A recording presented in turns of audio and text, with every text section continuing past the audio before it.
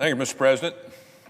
You know, I come to the floor today to talk about how delusional our Democratic colleagues have tried to poison our country's young people with what I call a woke mind virus. You know, before I got in politics, I spent 40 years working with young people from the high school level to the college level. Higher education, we call it. I coached, recruited, and mentored young people all over the country, thousands of them.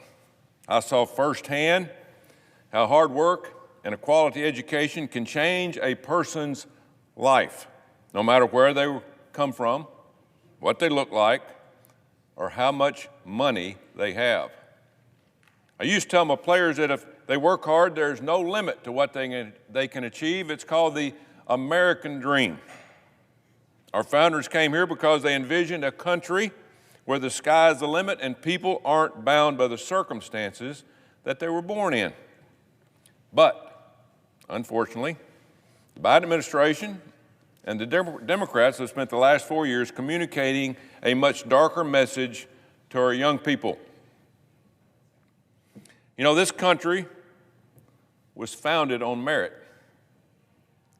But instead of focusing on hiring the best and brightest, Biden, Harris, Obama, and the woke mind virus Democrats have spent the last 4 years dividing our country based on diversity, equity, and inclusion, or better known to all of us called DEI. This poisonous ideology says that people should be hired based on their skin color or sexual preference, not because of how they might do in a job. And to make matters worse, the Biden administration used $1 trillion American taxpayer dollars to pay for DEI programs in the federal government. $1 trillion. You heard that right. American taxpayers are footing the bill, and they were paying for things that were racist, divisive, and woke. A woke propaganda. So, I don't know about you, I want a refund. I want my money back.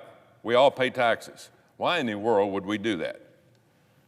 Let's call DEI what it really is, a fundamentally racist, prejudiced, and anti-American ideology that is designed to divide and oppress people. Exactly what it is. It's baffling to me how Democrats don't see this, or do they?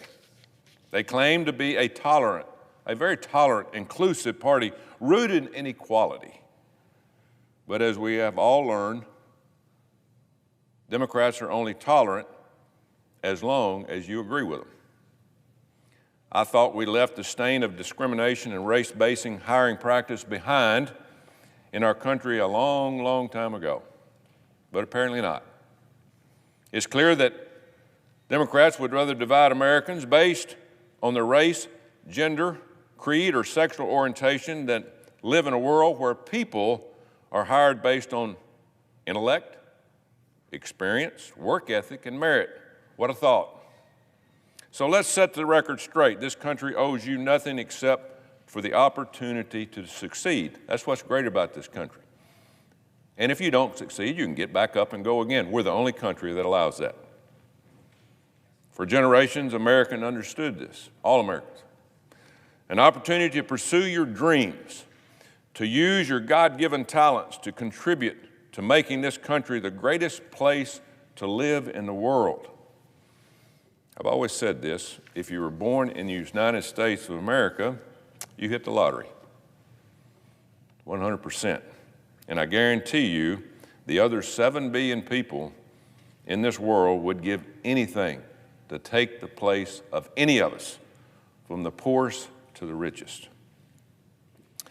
My new granddaughter of just 2 weeks, Rosie Grace, if there's any one thing I can teach her as a grandfather, it's the value of hard work and determination. There's nothing that takes the place of that, nothing.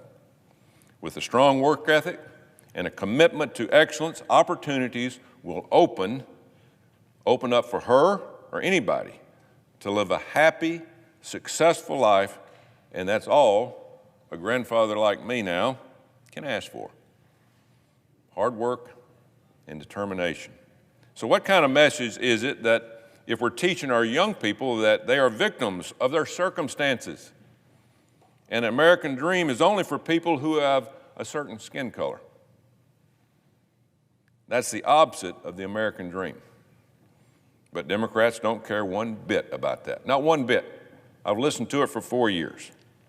Obama started a horrible trend that Democrats carry on to this day. He used racism to divide the Americans and politically enrich themselves. Look at the money they've made. The woke mind virus has taken hold of them. They've lost their ever-loving mind. They'd rather promise racism and promote it, sexism, divisiveness, than support solutions that empower, unify, or uplift our country and our people. Democrats are obsessed with hating this country and tearing it apart. They want a different United States of America. Doesn't matter if it is anything that's pro-American or pro-traditional values. It doesn't matter. Democrats will attack it, demonize it, and demonize us for supporting it. These people have zero respect for human life. They have known their true colors in the past. They have shown their true colors in the past few years, ever since Roe Wade was overturned, which sent abortion back to the states where it could be voted on by the people instead of politicians. They have raised Cain. Since then, Democrat politicians have said the quiet part out loud, admitting that they think there should be no limits to abortion. How can you believe that? That means that they're okay with aborting a baby at 9 months of pregnancy. Former Virginia Governor Ralph Norman, a Democrat, said that he supports post-after-birth abortions. Are you kidding me? And other Democrats, like Minnesota Governor Tim Walz, remember him? Flash in the pan, signed a law to allow abortions after birth. Signed a law in Minnesota, abortions after birth. What do they do with that? They cut these babies up and sell the body parts. It's never talked about too much, is it? Can you believe that this is who the Democrats picked as their vice presidential candidate? I can believe it. That means that in Minnesota, a doctor can kill a baby after he or she is born right there on the delivery table. It's evil, and it's absolutely sick. But it isn't just babies Democrats have no respect for. They also have gone out of the way to attack women and girls. Just last week, every single Democrat in this body voted against my bill to protect women and girls in sports. Oh, we've got to give these transitional boys an opportunity to participate, really? How about giving fairness to young girls and women the opportunity to compete at a level that they're in?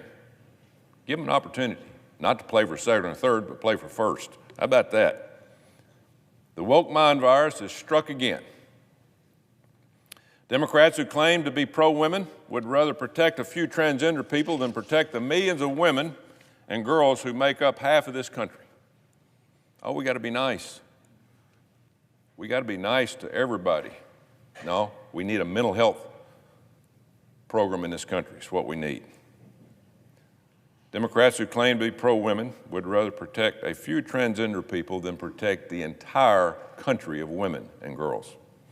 It's backwards, it's disgusting, it's downright wrong. You'd have to be dumber than a box of rocks to celebrate this, but that's what they did. They celebrated the handful of transgenders participating women. Oh, we knocked it down because it was supported by Donald Trump, who wrote out an executive order protecting women and girls. Thank you, President Trump. By the way, 79% of Americans and 67% of Democrats support that men do not compete against women. Huge majority. But every single one of my Democrat colleagues went against their constituents and voted against this common sense bill to protect women and men out of women's sports. Democrats basically are hypocrites, big time. They claim to be pro-woman, but allow men to dress up as women and take rights away from actual women. When we saw this firsthand during the Biden administration, when they had actual drag shows at the White House, made me sick at my stomach. But the hypocrisy doesn't end there. Democrats celebrate when Hamas protectors violently attack Jewish students, but they demonize and imprison pro-life activists who peacefully protest outside an abortion clinic. Whose side are you on? Democrat colleagues say they are pro-choice, but choose and lose their minds if a parent dares to ask a question about vaccines, for instance. I mean, they go off the deep end. We talk about vaccines. They claim they are the party of decency. Really? Tolerance. Are you kidding me? But turn a blind eye to multiple Democratic mayors being arrested of being pedophiles. Yes, that's what I said, pedophiles. The former Democrat mayor of University Park, Maryland, was arrested and charged in 2024 with 28 counts of possessing and soliciting child pornography. In jail, 24, mayor, right down the street. The year before, 2023, a different Democrat mayor was the one from College Park, Maryland, pleaded guilty to 140 counts of possessing and distributing child sexual abuse images. Mayor, leader, Democrat, believes in the way of life of the Democratic Party, a pedophile. So, 2 Democratic mayors in Maryland have been arrested in the past 2 years for pedophilia. You can't make it up. The woke mind virus strikes again. I've yet to hear a single floor speech from my Maryland Democratic colleagues about this catastrophe. A leader caught doing this. They don't care. It doesn't bother them. They seem to find plenty of time to criticize President Trump every time he breathes, but they don't worry about pedophilia. How about we all speak out about it? I have yet to see them take the time to condemn multiple elected officials from their state who have been arrested and contributed to all this child pornography. It's sad, but we shouldn't be surprised. Democrats only pretend to care about the oppressed or the most vulnerable among when it benefits their agenda. After all, it was Democrats in the states like California and Washington who introduced bills to change the term, the name of it, sex offenders, to minor attracted persons. Well, you're not a sex offender anymore. If you beat up a little child, molest a child, you're a minor attracted persons. We don't want to hurt anybody's feelings, okay? So what a joke. It makes me sick again in my stomach. If it wasn't for the re-election of President Trump on November the 5th, I really don't know whether we'd have made it. Our country was headed straight to the gutter. Straight to the gutter. I mean, just listen to all this. It makes no sense. Now we have common sense, trying to get common sense back into our country. We have to push for it. Thanks to President Trump and the ideas he's brought back to 1600 Pennsylvania Avenue. This administration is working around the clock to get this woke crap out of our government. Our military, out. Classrooms, out. Get back to teaching our kids. President Trump is committed to abolishing the U.S. Department of Education, a federal agency that has failed our students for the past 40 years that I've been in education, and especially under Joe Biden and Barack Obama. President Trump believes, and is correct, that our young people are the country's most important, precious commodity that we have. They are the future. He understands that under President Biden, the Department of Education allowed radical left-wing teachers to push radical, hateful ideologies onto our kids. We don't need opinion teaching. We need to teach reading, writing, math, science, and history. What's wrong with that? What's wrong with giving them a chance? Because they have ruined the lives of thousands of young people because they've indoctrinated them. You had drag shows that were being performed recently in elementary schools. I mean, in my day, you'd have been arrested for that. Woke anti-American curriculum taught kids to hate each other. Actually in classroom, teaching them, hey, you hate them because of who they are, where they're from, what skin color they are, absolutely a crime. Schools help children secretly transition genders behind the parents' back. Oh, you want to transition? You're 8 years old, don't tell your parents, we'll get it all set up for you. Mind-boggling. The woke mind virus has struck again. All of this, by the way, on the taxpayer's dime. You're paying for it. Meanwhile, we're 26th in the world in math, we're 6th in reading. That's simply not good enough for the most powerful country in the world. When I coached and recruited, I was shocked if anybody was over a 9th grade reading level. That's everybody. I don't care what color, where they're from, urban, rural. If you can't read, you can't learn. If you can't learn, you're going to end up working for somebody or just scraping to try to make a living. But instead of teaching our kids to read and write, the Department of Education under Joe Biden became ground zero for woke indoctrination. All they were concerned about was bowing to the teachers' unions. You heard that, teachers' unions. Teaching our kids to hate this country, its government, our Constitution, and each other. What are we doing?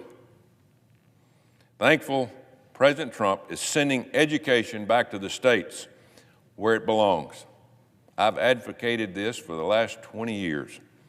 Just this week, the Department of Education announced it was firing more than 1,000 people right down the street. Thank goodness. They hadn't been doing anything. They've been working from home.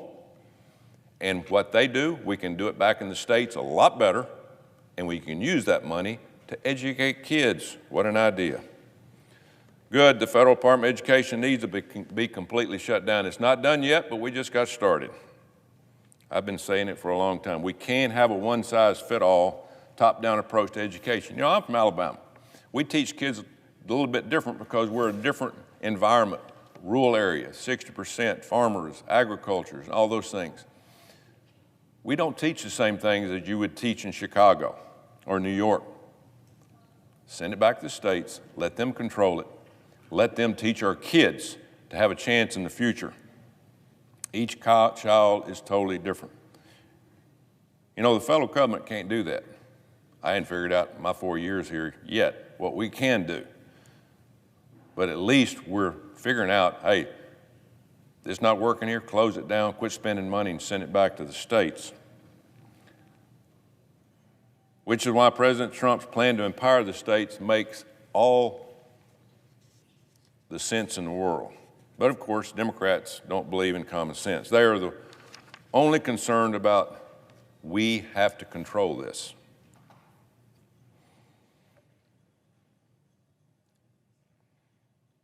Because they know that if they don't control education is the number one thing we have in this country going for us. If you take that away, everything else goes. If they can't control education, they won't be able to infect the minds of all these young kids across the country.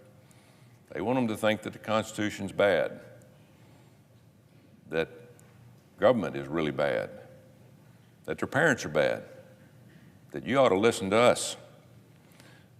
You know, a spoonful of common sense goes a long way. So let me sum this up for you. Merit-based hiring is the only way to make a business successful, merit-based. When I coached, I had to win games or I was gone. I didn't care who they were when they played for me. I didn't care whether rich, poor, rural, urban, black, white. It didn't make me a dime of difference. Put the best ones on the field. They were going to earn it. That's how this country should be run. But that's the difference between my Republican side and my colleagues on the left. They want everything given. It ain't gonna work, folks. We're not gonna have the country we had the opportunity to grow up in if we continue down that path. So merit-based, men are men, women are women. Men cannot get pregnant, by the way. I know they can tell you that all they want, but I learned that very, very young in life. But evidently my Democratic colleagues didn't learn that. Protecting women and girls in sports is the right thing to do. Allowing elementary schoolers with undeveloped brains to get irreversible sex change procedures makes absolutely no sense. It's evil and sadistic. Teaching kids to hate each other based on what they look like, folks, that's racist. And that's exactly the direction that the Biden administration was going. Children shouldn't be forced to watch drag shows. If you're an adult, you can do what you want in this country, but forcing this woke agenda on kids is downright wrong. Making taxpayers pay for abortions in the military, wrong. It's against the law, but they did it anyway. I fought it for a year. I lost out in the end, but you know what? It was worth the fight. Pedophilia is straight from the pit of hell. And no, these aren't minor attracted persons. These creeps, they're criminals, and they're sick in the head. And I thank God every day for President Trump and the return of common sense in this country. Hope some of my Democrat colleagues will wake up to how the past 4 years of this woke ideology has poisoned our country, and especially our young people. Folks, we got a long way to go, long way to go. Our future is in the hands of our kids. Let's give that future back to our kids. Let's educate them, put them on the right track, teach them the Constitution, teach them that we have a higher being in God. Put that back in our schools. What a thought that would be. But stay away from our young kids and let them have a chance to develop. I yield the floor, Mr. President. Floor today to talk to you about President Trump's tariffs. The media is in full meltdown. They're in a full meltdown mode after President Trump imposed duties and retaliatory tariffs this week on countries that have basically been ripping the United States of America off. And they've been doing it for decades. Apparently, globalists and Democrats are just fine with other countries imposing tariffs on the United States, but when it comes to President Trump trying to equalize it up, establish a level playing field for domestic producers, well, that's a bridge too far. No one has been paying attention to President Trump. If they haven't been paying attention to President Trump, they should remotely not be surprised. He campaigned on this platform 3 times and has been crystal clear on his intentions. Now he is following through on his campaign promises. But in the corporate media, it seems to still be confused about all these tariffs. So let me spell it out. President Trump's view on tariffs, both a negotiating tool to get other countries to do a few things that we ask them to do, a way to boost American manufacturing and put American workers and businesses first, not last. President Trump has his work cut out for him after the disastrous 4 years for our small business and our corporation under the Biden administration. The Biden administration made it clear to our friends and foes alike that the globalist agenda would take precedent over the safety and well-being over the American people. It's mind-boggling. Thankfully, those days are over. The American people gave President Donald J. Trump a clear mandate to restore our country's superpower status and put all Americans first, all businesses first, everybody that does something in this country. And that starts, number one, with securing our borders. Like I've said many times, if you don't have a border, you don't have a country. And we have really struggled in the last 4 years. That is changing. That's why the master negotiator-in-chief, President Donald Trump, threatened to impose 25% tariffs on Mexico and Canada just the last couple of weeks. Over the last 4 years, the Mexican government just basically turned a blind eye while caravans of illegal aliens overran our borders. Coming from Mexico, coming from Central America, and all over the world, just overrunning our country. Thousands of women and children were trafficked, raped along the way. Drug cartels made an absolute fortune.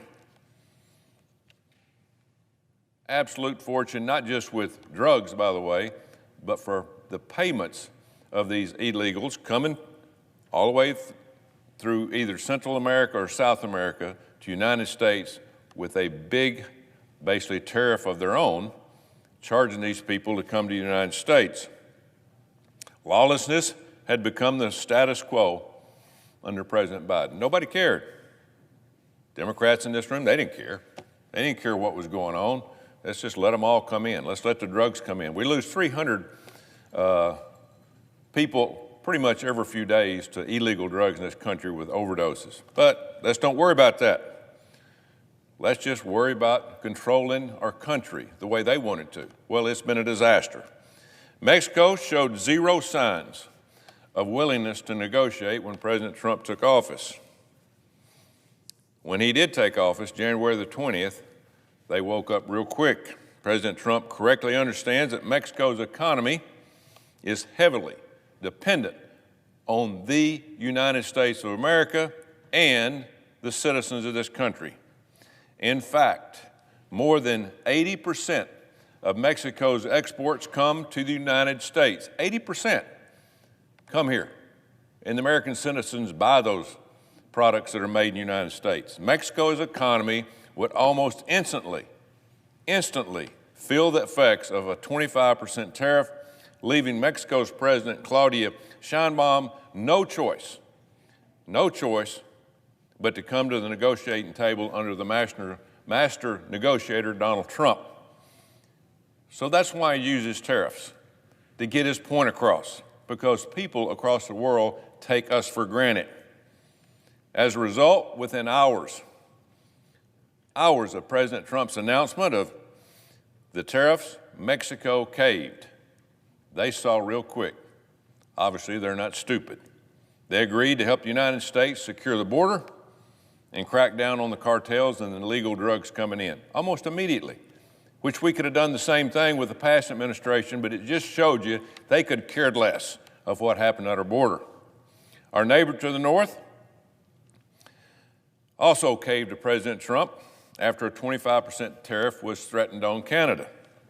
Not only are illicit drugs like fentanyl coming into our country from Mexico, but there are also about 2,000% increase in drugs coming across the border in 2023 and 2024 from Canada.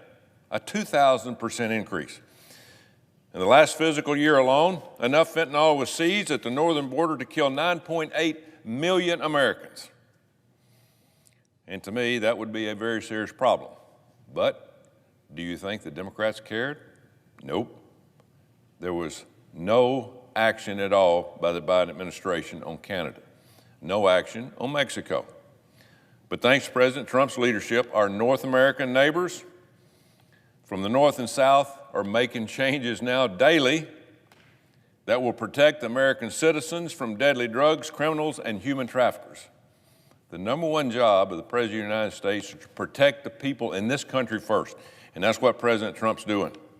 In addition to using tariffs as a negotiating tool, President Trump also views tariffs as a way to right the wrongs of past ineffective trade deals.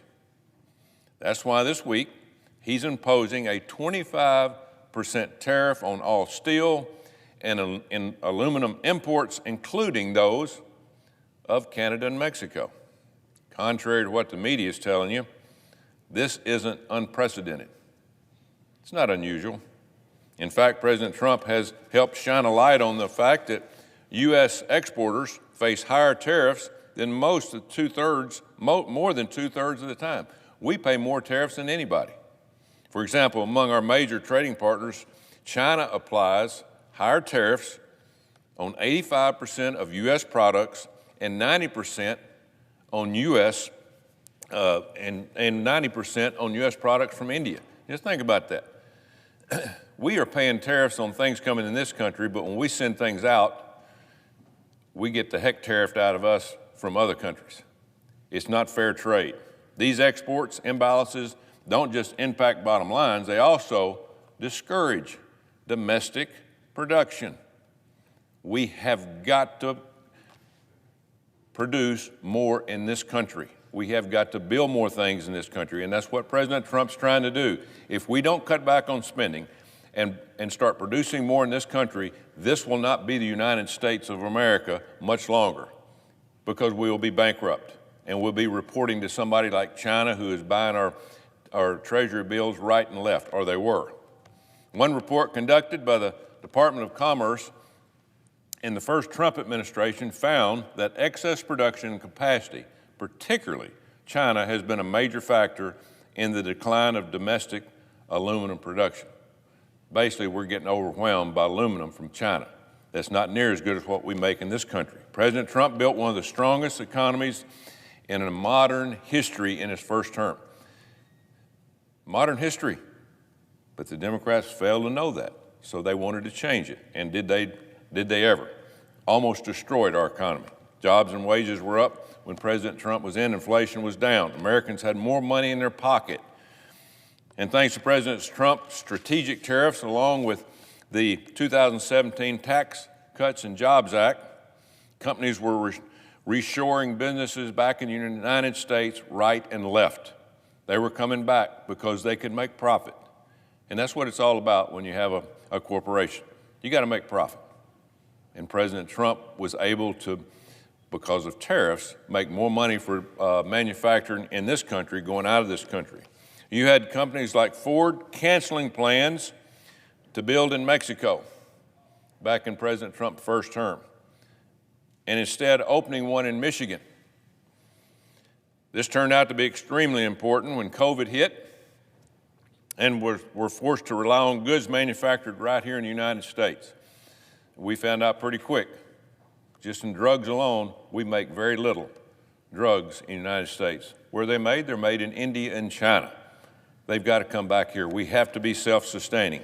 Whether it's our healthcare, technologies, agriculture products, or steel and aluminum, there's no reason for us to depend on other countries. We are the #1 country in this world, have been and will be in the future in manufacturing and production. America has some of the best and brightest manufacturers, best and brightest producers, the farmers, and business. We take second to none. And from a national security perspective, it is dangerous to be reliant on other countries who may not have the best interest of the United States in mind. You can't blame them. They're looking out for themselves first. Well, we need to do the same thing. Not to mention the fact that U.S. produces the cleanest steel in the world. You'd think the Democrats and the climate cult would at least be happy about that. Think about that. You know, President Trump just put tariffs on steel and aluminum. A lot of the steel and aluminum come in, and because of how they make it, it's some of the dirtiest steel in the world. We make the cleanest. And why in the world would we want to import something that is going to be detrimental to our country alone with its environment? The tariffs being imposed this week are an important step in President Trump's plan to restore fairness to trade, boost domestic manufacturing, and put consumers and producers first. It's about time. 3 weeks into his presidency, President Trump is keeping his promises. President Trump's strategic tariffs will strengthen and revitalize our nation's economy, stop the flow of illicit drugs and illegal immigration, and make sure our trade deals are fair to both taxpayers and American manufacturers. America first.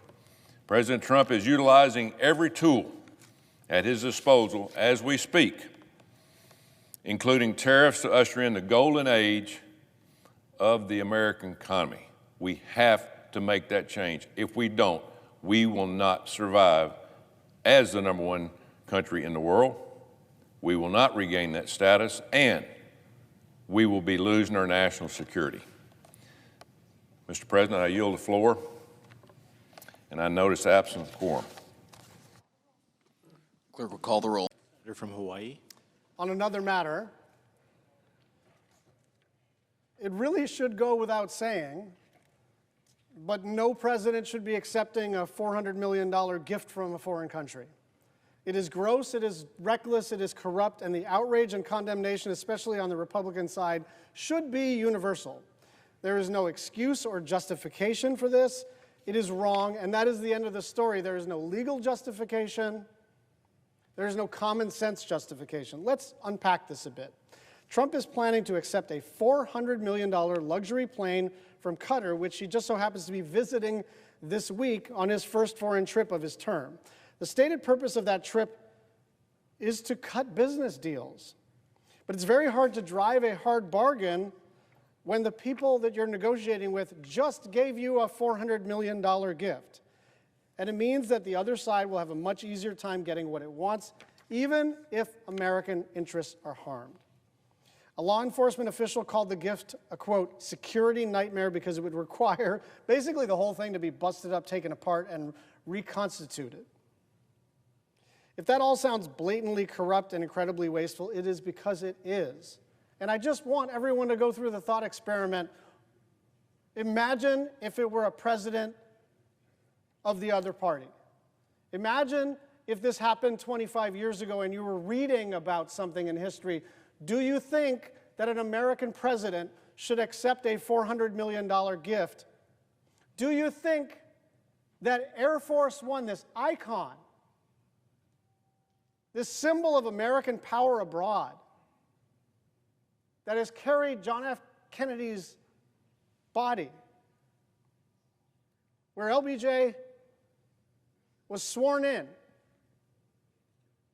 where George W. Bush was whisked away when the Twin Towers fell, where multiple presidents of both parties and multiple generations have done extraordinary work around the world, making sure that we are the indispensable nation, that we are the leader of the free world, now sponsored by Qatar. I remain flabbergasted that this thing is not going to pass. I remain completely aghast. This is the most blatant, obvious, ridiculous, gross corruption that I've ever seen in my entire life. By dollar amount, by symbolism, by violating constitutional and statutory law, and also just violating you don't have to be, I'm not a lawyer. You don't have to be all fancy pants to understand how ridiculous it is that a foreign government is going to say, hey, we'll take care of Air Force One for you.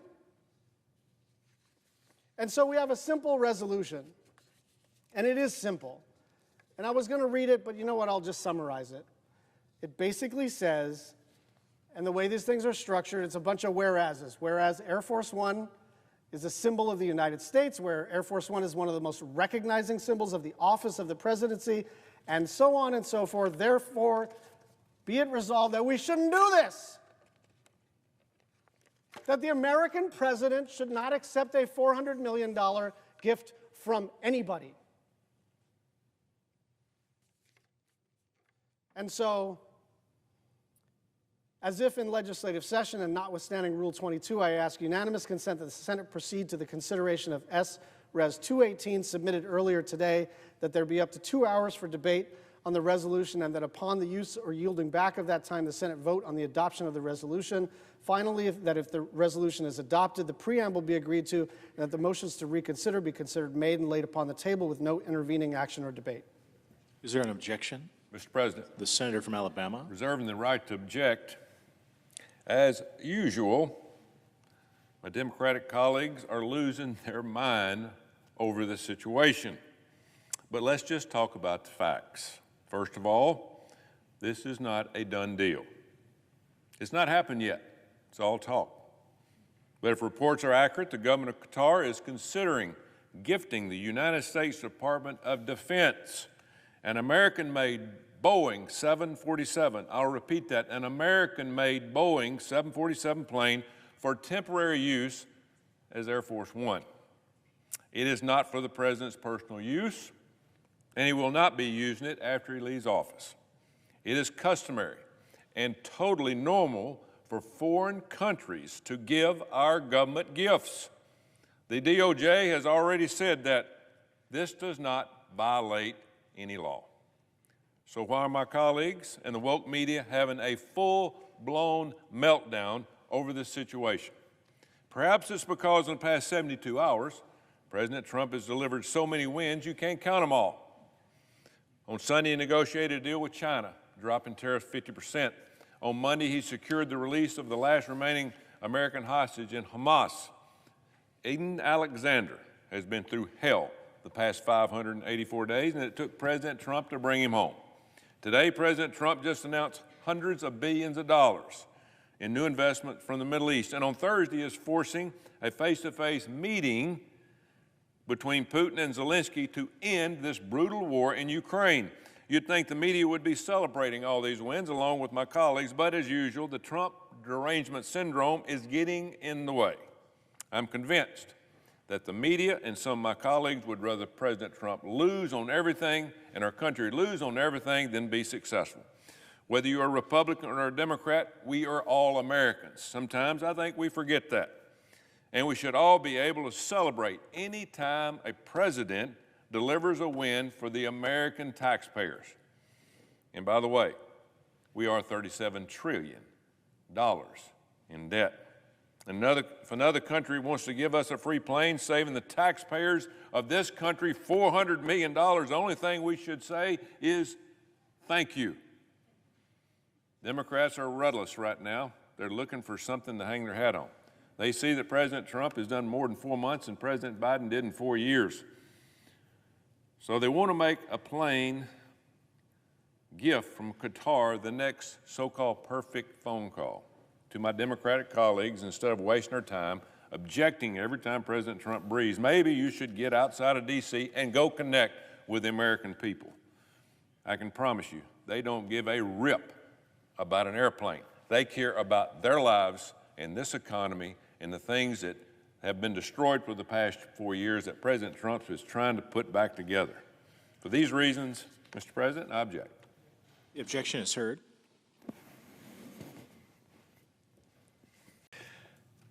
Thank you, Mr. President. November the 5th, 2024, that is the day that the American people sent shockwaves to the swamp in D.C. when they overwhelmingly reelected Donald John Trump as president of these United States of America. 77 million Americans didn't just deliver a mandate for President Trump, they also wanted his America First agenda. I come to the floor today to remind my Senate Republican colleagues that a critical part of the American First agenda includes prioritizing the safety of our women and girls in sports and protecting their privacy in bathrooms and locker rooms. I'm here to call for a vote on my legislation S9, the Protection of Women and Girls in Sports Act, that would save Title IX and save women's sports. Today is National Girls and Women's in Sports Day. That's today. To celebrate, President Trump will sign an executive order this afternoon in the White House ending Democrats' intentional destruction of Title IX and saving women's sports. I'm very thankful for his leadership on this. President Trump's executive order will make sure women's sports are protected for at least the next 4 years. But, unfortunately, executive orders can be reversed. Congress needs to act on this to make sure the next Democrat administration, whenever it is, can't take the same steps to destroy Title IX that the Biden administration took. For the past 4 years, the Biden administration waged an all-out assault on gender. Since the beginning of time, people have agreed that sex is assigned at birth and determined by God. But under the Biden administration, you had people claiming that men can get pregnant. Here on this floor, I heard that. Pure insanity. But it didn't stop there. They weren't content to just erase gender norms that have been accepted for thousands and thousands of years. No, they wanted to allow transgender men to participate against women and girls in sports. This has been happening at schools all across the country. Young women have been forced to compete against men and even share locker rooms and showers. And on top of that, your taxpayer dollars are paying for this nonsense. Over the past several years, under the Joe Biden administration, 900 women's medals have gone to men. 900. That is absolutely wrong. This one is personal for me. My first coaching job was in women's basketball years ago. Title IX was just starting to be implemented when I took that first job, I saw firsthand the immediate difference it made. Before Title IX, a lot of schools, college women's athletics didn't really exist. Back then, there were more than 10 times as many male athletes in college as female athletes. After Title IX, that quickly changed. For the first time, the young women I coached had equal access to facilities, resources, and competition. I saw these hardworking young women go on to earn college scholarships, start careers, and become leaders of our country. I still keep in touch with many of these young women today, and I'm deeply proud of them. Looking back on it now, I wonder if they would have had the same opportunities without Title IX. Would they have had the same successes if they had had to compete against males 40 years ago? This really shouldn't be controversial. It's just common sense. A recent poll from the New York Times, of all publications, showed 79% of all Americans believe men should not compete in women's sports. 79%. President Trump campaigned largely on this issue. If you remember, his campaign spent nearly $20 million on TV ads about the importance of keeping men out of women's sports. So, on November the 5th, 2024, the American people just didn't elect President Trump. They also decisively rejected this ridiculous notion that men can get pregnant and boys should compete against women's sports. Ridiculous. And they definitely didn't want their tax dollars funding schools that allow boys to share locker rooms with girls. My bill would prevent a school from receiving any federal funding if they let boys compete in women's sports. It also defines gender, male and female, for this purpose. I was glad to see President Trump sign an executive order defining gender during his first few days in office. The president also made it clear that the executive order that he wants Congress to take action on this as well, because he understands it can go away at the sign with an ink pen. That's why today I'm also reintroducing a bill to prohibit men from competing in women's Olympic sports, because men competing against women at any level is dangerous. We are all deeply disturbed, all of us were deeply disturbed this past summer to see videos of boys and men boxing against women. You know, when I was growing up, we were taught never to hit a girl, but I guess that's over now because of the Democrats. One study found out that males can punch up to 162% harder than females. Somebody is going to get killed or seriously injured if we don't stop this absolute nonsense. It's unsafe, it's unfair, and it's just plain wrong.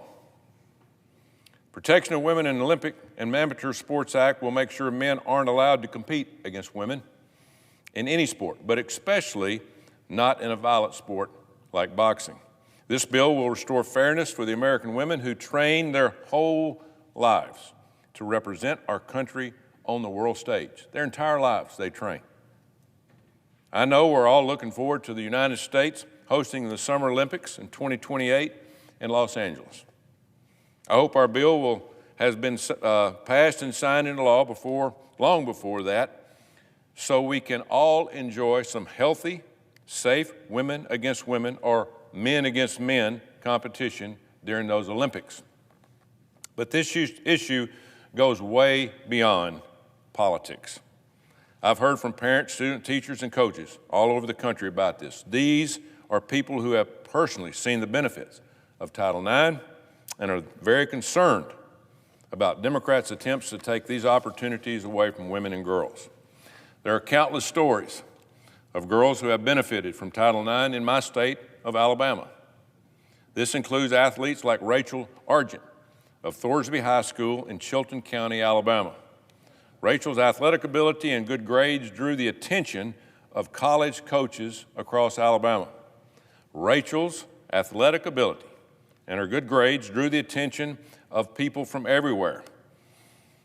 Because of her talent and work ethic, she received basketball scholarships to Faulkner State Community College in Bay Minette, Alabama. After competing for 2 years and got her degree, she got a softball scholarship at Samford University. That scholarship meant to have put her on the right direction, to be able to buy her own uniform and to pay for her own education. It was all done because of Title IX, and it was all paid for, which years ago, that would have not happened.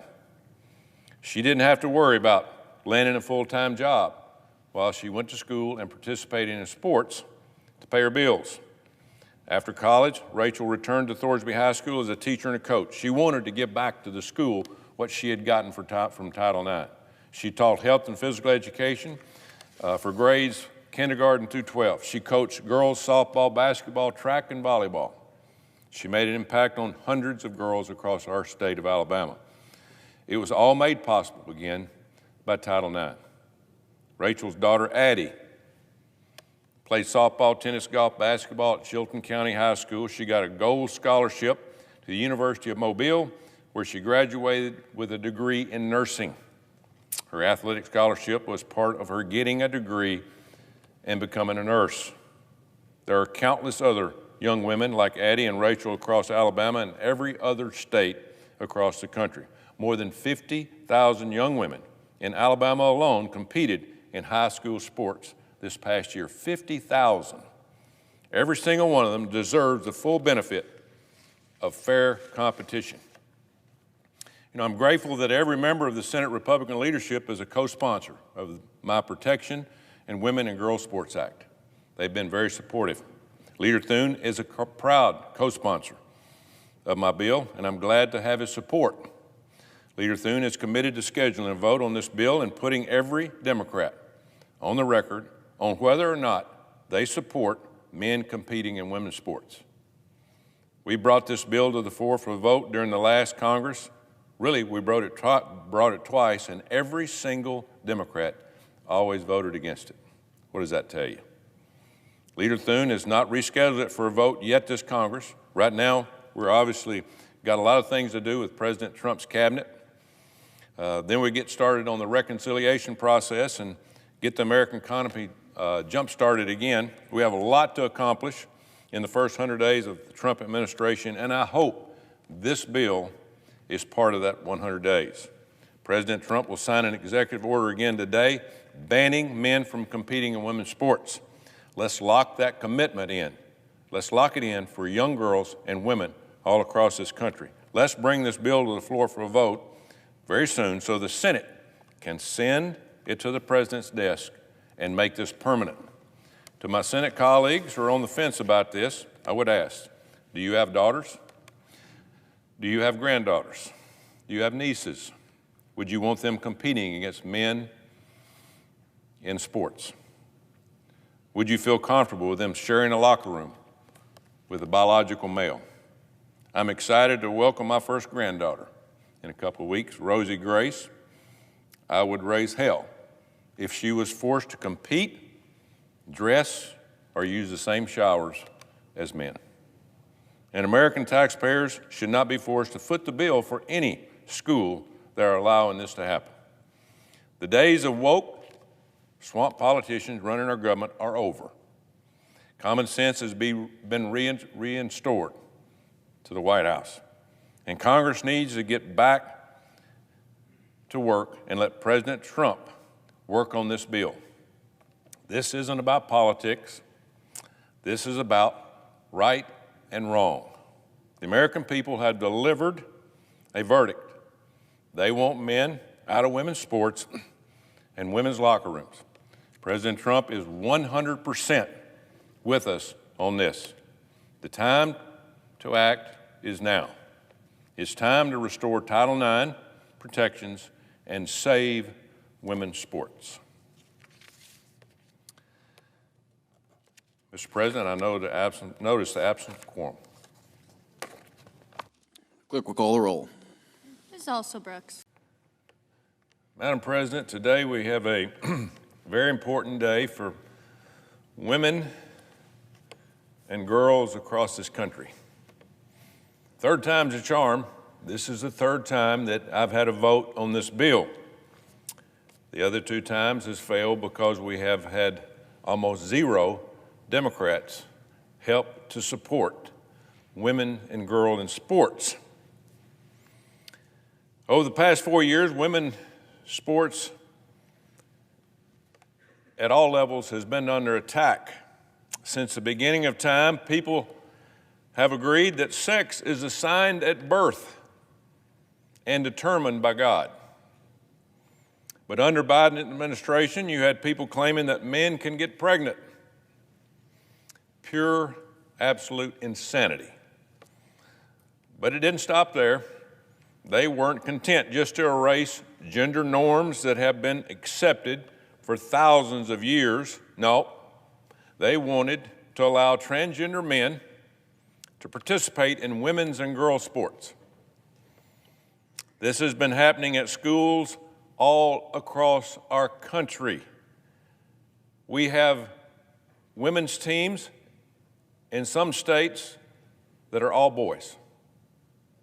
Let me say that again. We have women's teams in some states participating on the high school level that are all transgender boys. No opportunities for girls or women to participate on the team. Young women have been forced to compete against men and even share locker rooms and shower time. And on top of that, your taxpayer dollars are paying for it. Thankfully, President Trump just signed an executive order, said no more. No more federal money to any state that allows this to happen. But you have to understand, this only lasts as long as President Trump's in office. So we need this vote, which is going to happen in around an hour, to pass so we can make this into law. This executive order that he signed can be reversed.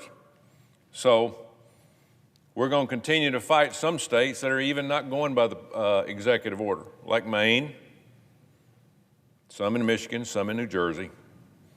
Some saying we're not going to go by that law, even though the President of the United States says that men and women can't participate on the same team. That will end up going to court, so we'll see how that happens and what the answer will be. But the big part of the problem, we've created an unfair playing field where different states have had different laws impacting women and girls everywhere. This is not only confusing, but it is very, very dangerous. Congress needs to act on this to protect women in sports, to ensure Title IX protections are preserved.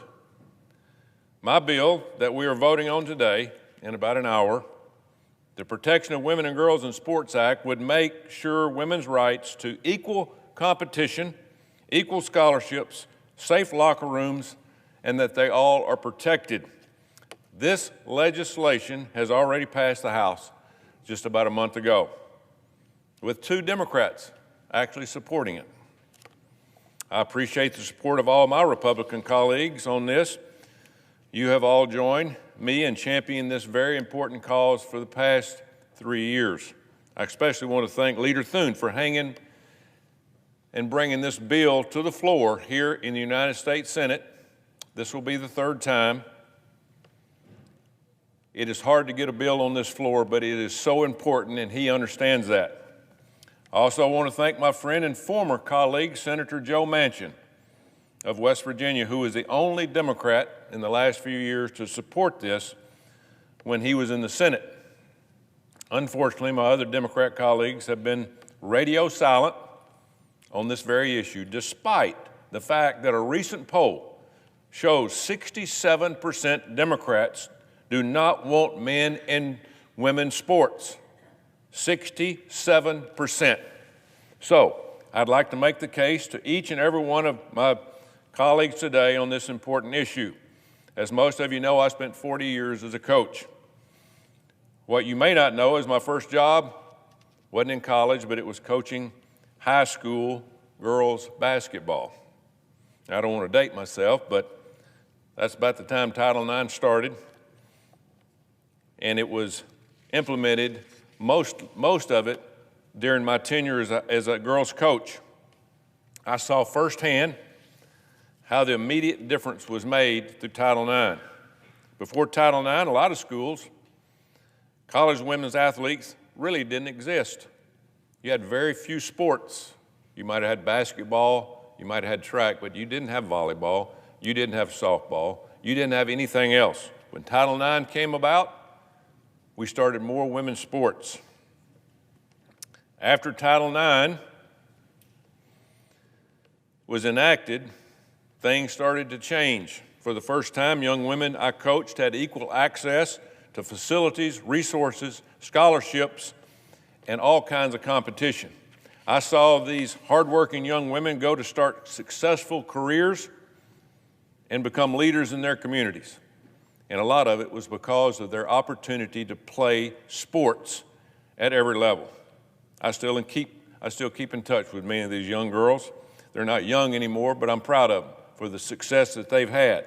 Looking back on it now, I wonder if they would have had the same opportunities had we not had Title IX. Would they have had the same success if they had to compete against male athletes? One of the most frequent talking points I've heard from the other side on this issue is that it's not a big deal. It isn't impacting that many women. That's not true. At least 900 medals that belong to women have gone to men just over the last few years of men competing against women. In Pennsylvania alone, 66 female athletes have lost placements to male participants since 2020. Now, how sad is that? For each woman, the medals that went to men, there are potentially hundreds of other women who lost out on that same opportunity. Not to mention the hundreds of girls who perhaps did not make a team at all because they didn't have a spot. You only can have so many on a team. Or how many young women who missed out on a scholarship because that man or a biological boy took that scholarship. It's not fair. Say no. This is a minor issue impacting a few Americans. That's what my Democrat colleagues are saying. Only a few. You know, I took the liberty of looking up how many women and girls participate in women's sports in some of my Democrat colleagues' home states. More than 77,000 girls participate in high school athletes in the state of Georgia. In Michigan, 114,000. In Virginia, 164,000. New Hampshire, 17,000. Pennsylvania, almost 150,000. New Mexico, almost 20,000. Minnesota, 98,000. Arizona, 120,633. And don't tell me it's not going to affect these states when today my Democrat colleagues come on this floor that represent these states and vote against this bill. It will affect it, and it will affect it for years. So, as you can see, men competing in women's sports has had a negative impact on a lot of different girls across this country. But you know, it's not just trophies. It's about playing time. It's about learning and being on a team, learning how to win, learning how to lose. But again, going back to what I said earlier, there are entire high school teams that are women's teams that are nothing but transition biological boys. And because of that, you got the young girls sitting in the classroom or going home or in a PE class that don't have that same opportunity. So it's the principle of the thing. Title IX has always been about protecting women. You know, last week, my wife Suzanne and I were proud to welcome our first granddaughter, Rosie Grace. It's about 5 or 6 days old. We want her to have the same opportunities that all the other girls have had over the years. She deserves that right, fair competition, scholarships, trophies. I've already bought her first set of golf clubs at age 5 days old. But if Democrats have their way today, she may be one day forced to compete against a man. Let me tell you something. If she has a dress in a locker room with a boy you're looking at a grandfather that will raise hell. If they shower in the same showers, we're going to have problems. So what we're creating here is more and more problems across our country that we don't need. You know, I heard a story the other day about a 6th grade girl in Minnesota who was changing in a locker room after swim practice when a biological man who identified as a female walked in, came within 4 or 5 feet of the young girl to grab something. So let me tell you, her dad came unglued. You would have too. Anybody would. So this is not about politics, this is about right or wrong. 79% of Americans agree on this issue. Allowing men to compete against women is just plain wrong. 79% of the entire country. And like I said earlier, 67% of my Democratic colleagues, their constituents, say, no way, Jose, this is not going to happen. So to my colleagues on the other side of the aisle, you may want to check with your constituents before you make this vote today in about an hour. Because if polling is correct, even close to correct, 8 out of 10 of your voters do not want men participating against women. And if that doesn't strike a chord with you, let me ask you this. You have daughters, you have granddaughters, you have nieces. How would you feel if they trained for years, waking up early every morning, staying up after school late, practicing, putting in those long hours when nobody else is watching, missing spring break, family vacations, birthday parties, and holidays, making a tremendous physical and financial sacrifice, all so they could one day have the opportunity to either win a trophy or win a scholarship. But then only to have the opportunity ripped away by a bigger, faster, stronger male athlete because they want to participate against women. Well, you know what? That happened to somebody. And most of you probably know who it is, Riley Gaines. Riley worked her entire life to earn a scholarship at the University of Kentucky in swimming. She was winning races left and right until a man named Will Thomas changed his name to Leah Thomas and signed up for the Kentucky's women's swim team. Riley and Will Thomas ended up tying in one race for 5th place in 2022 NCAA Women's Championship Tournament. Riley wasn't even allowed to have a trophy. The NCAA come and said, we only have one trophy, we're going to give it to Leah because we think that's important. Imagine if Riley was your daughter and all that time and effort was put in her career, her life, to win a trophy, but she had a biological boy decided he wanted to be a woman. Or beyond that trophy, how would you feel knowing your daughter is sharing a locker room with that same man, which she refused to do, and dressed in a janitor's locker room? You know, I've heard from countless girls across the country who have described to me how men have joined their teams and proceeded to undress in front of them, much to their horror. One particular young woman, Paula Scanlon, who swam at the University of Pennsylvania, shared how being forced to be in a locker room with a male was particularly traumatizing for her, as she had already survived a sexual assault months earlier. It's just plain awful what we were doing to these young women. Plain awful. There's no common sense. So thanks to President Trump's executive order, the NCAA recently announced men will no longer be allowed to compete against women on the college level. While this is a step in the right direction, NCAA's rules still allow, to this day, NCAA changed their rules, but they still allow men, biological boys or men, to enjoy all the other benefits of being on a women's team, practicing, dressing in the locker rooms, showering, but they just can't compete in a game. That makes no sense. The NCAA needs to stand up for young women across this country and say, no way. It just makes no sense when we've made that rule. To fully protect women, Congress needs to pass legislation on this, as I said earlier. We got to pass it. It's the only way it's going to stop, because the people out there that have lost their mind are going to continue to force this to happen. The Protection of Women and Girls in Sports Act would prevent a school from receiving federal funding if it lets boys compete against women. That's the only way we can stop it. It also denies gender as male, or defines gender as male and female. What an idea, right? I've seen some of my colleagues on the left voice concerns about this type of language being hate speech. This is hateful to do this.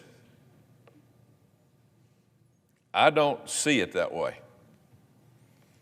What is hateful is allowing women's scholarships and opportunities to be stripped away from their hard work and given to biological boys. I thought we left discrimination against women behind in this country decades ago, but I guess not, because here we are, 2025, hanging women and girls out to dry. Think about it. Are we going to sacrifice the rights of 50% of this country for the rights of a small few? I was deeply disturbed this summer to see the videos of men boxing against women in the Olympics. You know, when I was growing up, I was taught that, hey, you should never hit a girl. But I guess that's okay nowadays. One study found that males can punch 162% harder than females. Perhaps that's why you rarely hear about a woman competing in men's sports. It's not politically correct to say, but it's true. Someday, somebody is going to get seriously injured if we don't do something about this. It's unsafe and it's unfair, and it's downright wrong. I've heard from countless parents, students, teachers, and coaches all over the country about this issue. It is a huge topic.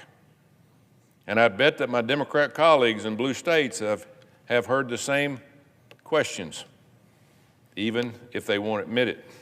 The American people are on the same page on this, and their verdict is in. They want men out of women's sports and women's locker rooms.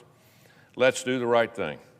This doesn't have to be a Republican or Democratic issue. This is about standing up for girls and women, which I know my Democratic colleagues also care about. This is long overdue. I hope we can put politics aside and in about an hour, 45 minutes, do the right thing and protect women and girls in sports. I yield. And I'll try to be brief here. We hear a lot of talk on the floor of the Senate about patriotism, about love of country, about how we have all got to work together for the common good. And it would seem to me that when we talk about those who sacrifice, those who have put their lives on the line to defend this country, we're talking about the men and women in America who are veterans. And yet, what we have seen in the last month from the president and from Elon Musk is a chainsaw approach to essentially destroy the Veterans Administration. And that is, there are plans afoot, public, no one is debating the numbers. They want to fire 83,000 employees. And when you fire 83,000 employees, nobody believes that anything else will happen, but that there will be a deterioration in the quality of health care that our veterans receive, or a delay in the benefits that they have earned.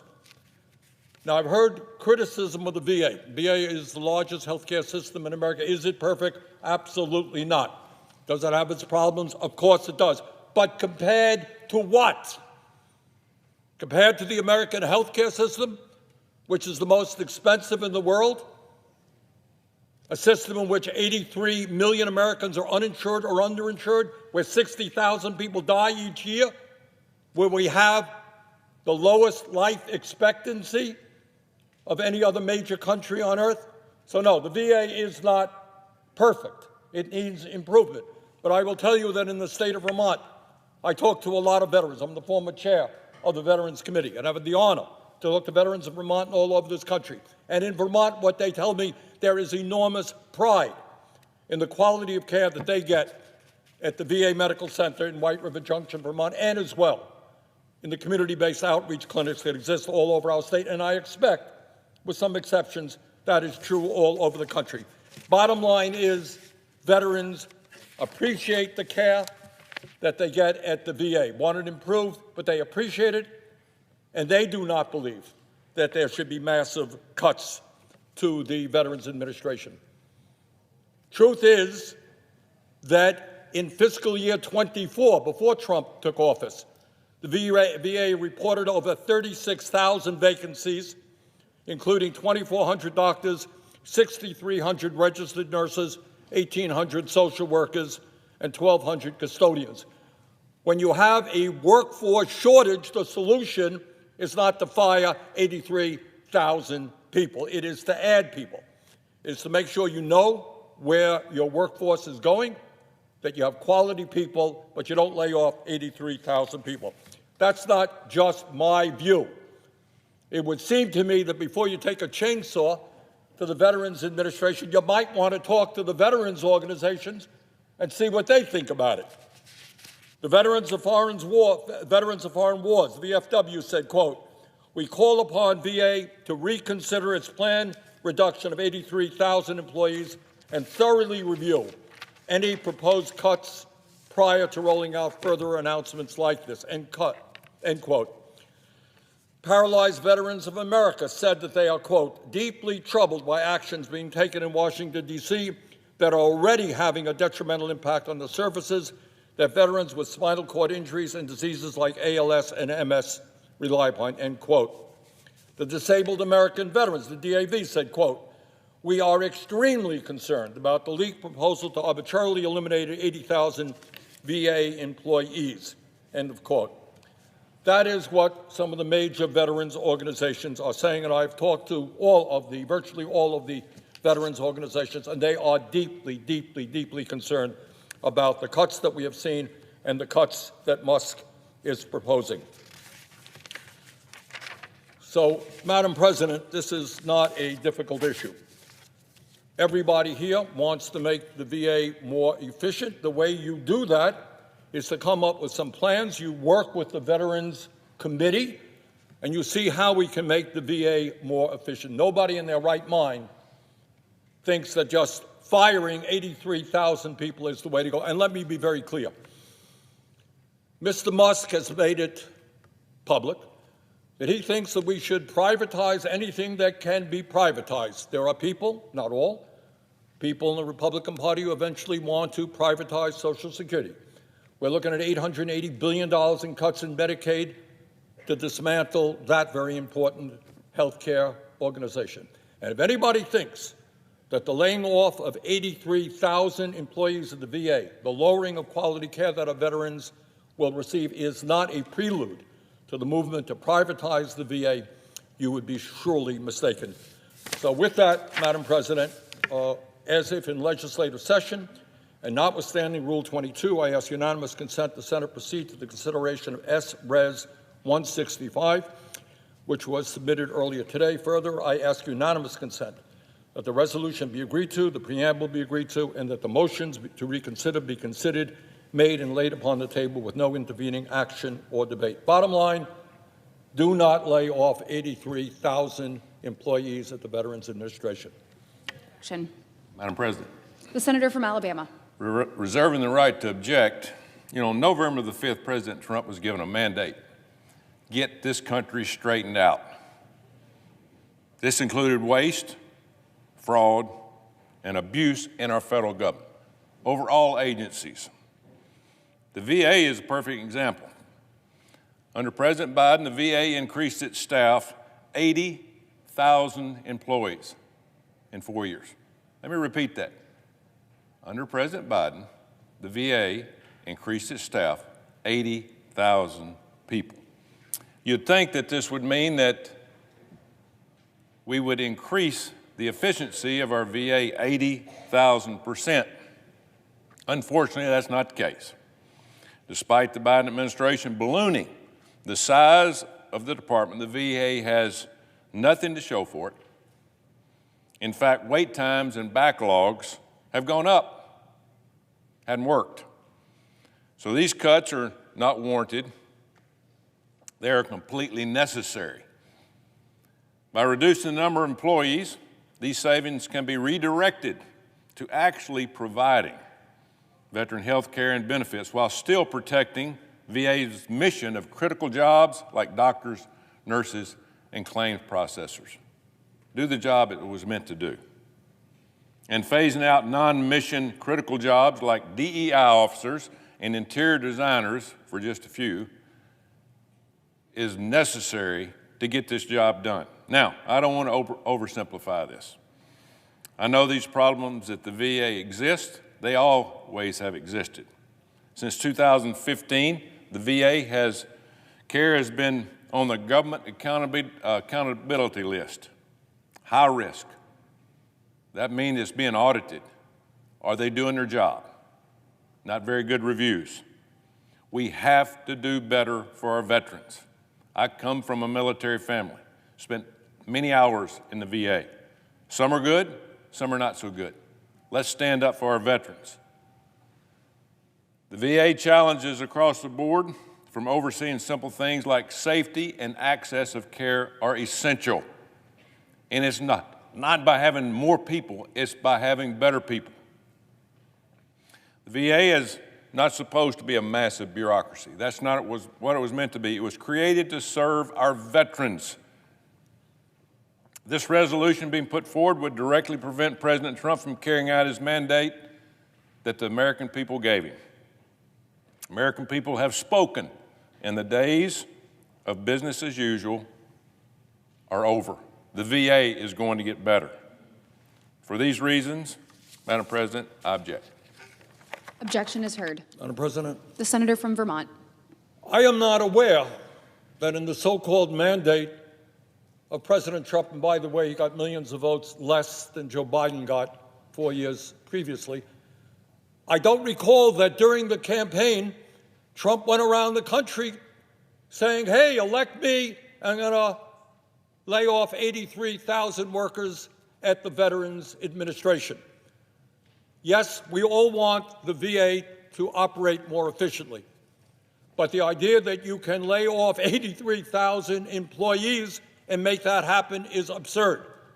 The truth is, again, before Trump took office, we had a significant shortage in the number of doctors, nurses, mental health counselors, and other practitioners.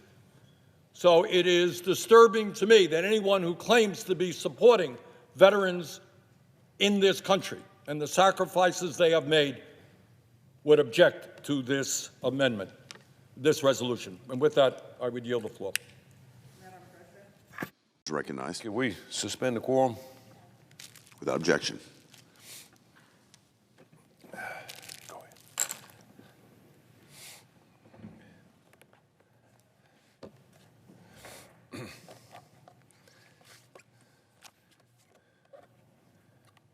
Mr. President, I'd like to start by thanking Leader Thune for President Trump's cabinet nominees so far. President Trump is on the verge of having his full team. We've confirmed Pete Hegseth, Kristi Noem, Scott Bessent, and many others who are doing an outstanding job implementing President Trump's America First agenda. But there are more critical nominees that President Trump still needs to confirm. This includes Robert Kennedy, Kash Patel, and Tulsi Gabbard, along with a few others. I've gotten the chance to meet with each of these nominees, been very impressed. They are all outstanding choices and should be confirmed to President Trump's cabinet as soon as possible. First, I'd like to express my complete and total support for Robert F. Kennedy's nomination to be the next Secretary of Health and Human Services. You know, last November, we saw millions of Americans, especially young Americans, flock to the MAGA movement after Bobby Kennedy endorsed President Trump. Both my sons, 28 and 30, Tucker and Troy, were huge fans of RFK, and I know there are just millions of young people who RFK have brought to the table and into the fold, opening our eyes towards something they had never really been involved in, and that's the health of their generation and all generations across the country. As we know, Bobby started the Make America Healthy Again movement, which eventually joined forces with President Trump. MAHA is just a political slogan. It's not just a political slogan, it's a movement that has swept our nation. For the first time, important issues like the effectiveness of vaccines, the dangers of prescription medicines, and the chemicals in our food and household products are part of our national political disclosure, as it should be. And it's all because of the work of Robert F. Kennedy, Jr. You know, before entering the arena, Bobby spent 4 decades in environmental law and in healthcare policy, specializing in issues like water pollution, vaccines, and food safety. 4 decades. He is an accomplished attorney who attended Harvard, the London School of Economics, and the University of Virginia. And he's authored multiple best-selling books that I would suggest anybody that's concerned about health of our country should read. Throughout his career, he is committed to discovering the truth about what is causing the chronic disease epidemic in America today. And his presidential campaign exposed the fact that we have a very serious public health crisis facing our country today and in the future. For example, in his hearing yesterday, Bobby Kennedy laid out that over 70% of adults and 1/3 of our children are overweight or obese. The rate of diabetes is 10 times more prevalent today than it was in 1960. Cancer among our young people is rising by 1 or 2% every year. Autoimmune diseases, neurodevelopmental disorders, and addiction cases are hugely on the rise. Depression and anxiety rates are absolutely through the roof. Meanwhile, more Americans are reliant on pharmaceutical drugs than ever before. I saw that in my former life of being a coach of players years ago. Very few on any kind of drug, such as Adderall or Ritalin for attention deficit. But the last few years, it was a huge uptick in prescription drugs in many, many young people across the country. These findings are alarming, and they had better shock all of us. Thank God Bobby has dedicated his life to getting to the bottom of what's causing these trends. As he did in his hearing yesterday, Bobby is an expert on the health issues facing our country and has the facts, the data, and the evidence to prove it. And he will bring his commitment to evidence-based science transparency to our national health agencies. And it's simple. Americans want access to all the facts so they can decide what's best for themselves and for their families. Bobby is committed to giving Americans the information that they need to be informed and make informed decisions. Recently, I've seen the mainstream media and some politicians attempt to smear Bobby Kennedy as anti-vax, anti-industry, or an enemy of food producers. All of this couldn't be further from the truth. It's just a political attack. We've even heard from prominent Republicans like former Vice President Mike Pence, who is running ads on TV criticizing Bobby Kennedy for not being sufficiently pro-life. Bobby addressed this himself yesterday. He believes every abortion is a tragedy, and he will work with President Trump to implement his pro-life policies. These attacks are nothing more than dishonest attempts by the D.C. establishment to tank his nomination. We've seen that in the last couple of weeks on all nominees. Sure, Bobby Kennedy may not be the typical pick for the job, but the American people don't want a typical pick. The one we picked 4 years ago for President Biden was a lawyer, lived in California, and very seldom came to Washington, D.C., worked from home. We got nothing done. in Health and Human Services. They gave us a mandate in November, 77 million people, to deliver President Trump's agenda. And that includes making America healthy again.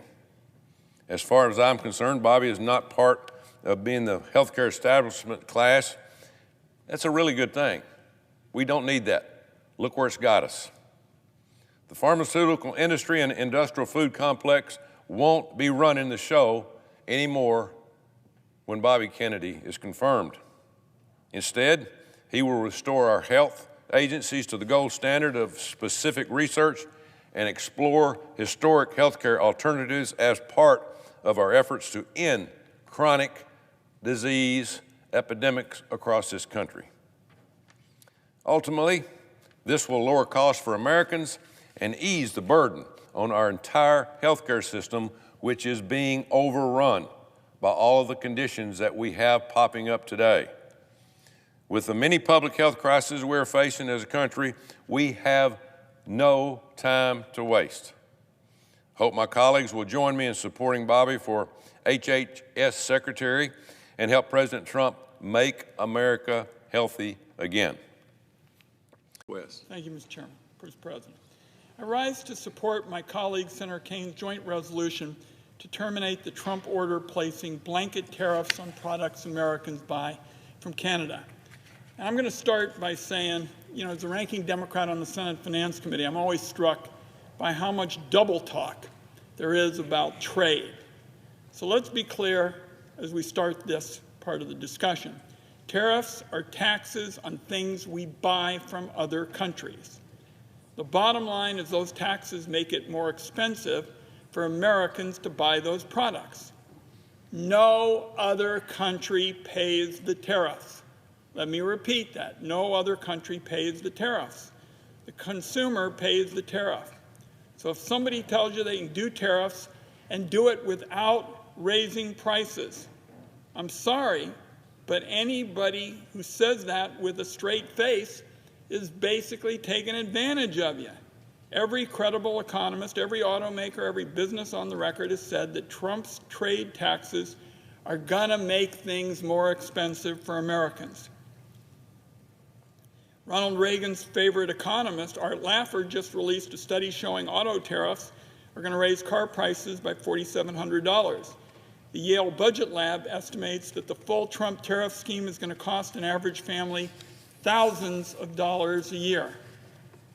It's one thing if tariffs are imposed with a good strategy, like decreasing sales in the U.S. by raising prices to punish countries that cheat on trade and changing their behavior so that U.S. workers get a fair shake. I've consistently supported targeted tariffs in the past as a tool to fight back against trade cheating, especially by China. When China was stealing America's trade secrets, subsidizing cheap solar panels and then dumping them here to drive U.S. manufacturers out of business, we were shouting from the rooftops for more tariffs on these Chinese goods. But Canada is not China. Canada is America's closest ally, not a rival.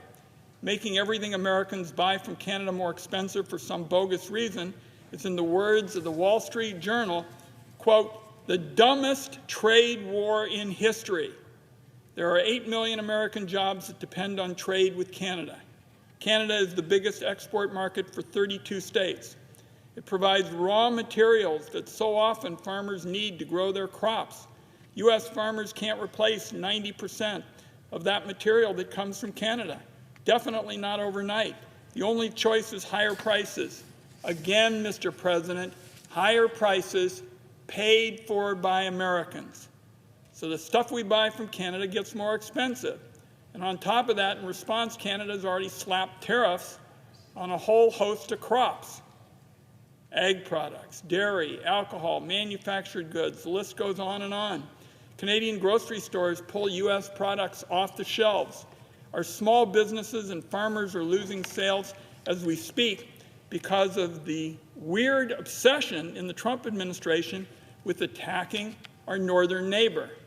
Mr. President, plunging our economy into recession because of the Trump desire to annex Canada is just bizarre. Bizarre even by Washington, D.C. standards. Congress has delegated far too much of its authority to the executive branch, and it's far past time for the Congress to take it back. In 1962 and 1974, Congress passed laws handing the President major portions of our constitutional power over tariffs. It is time to reverse that trend.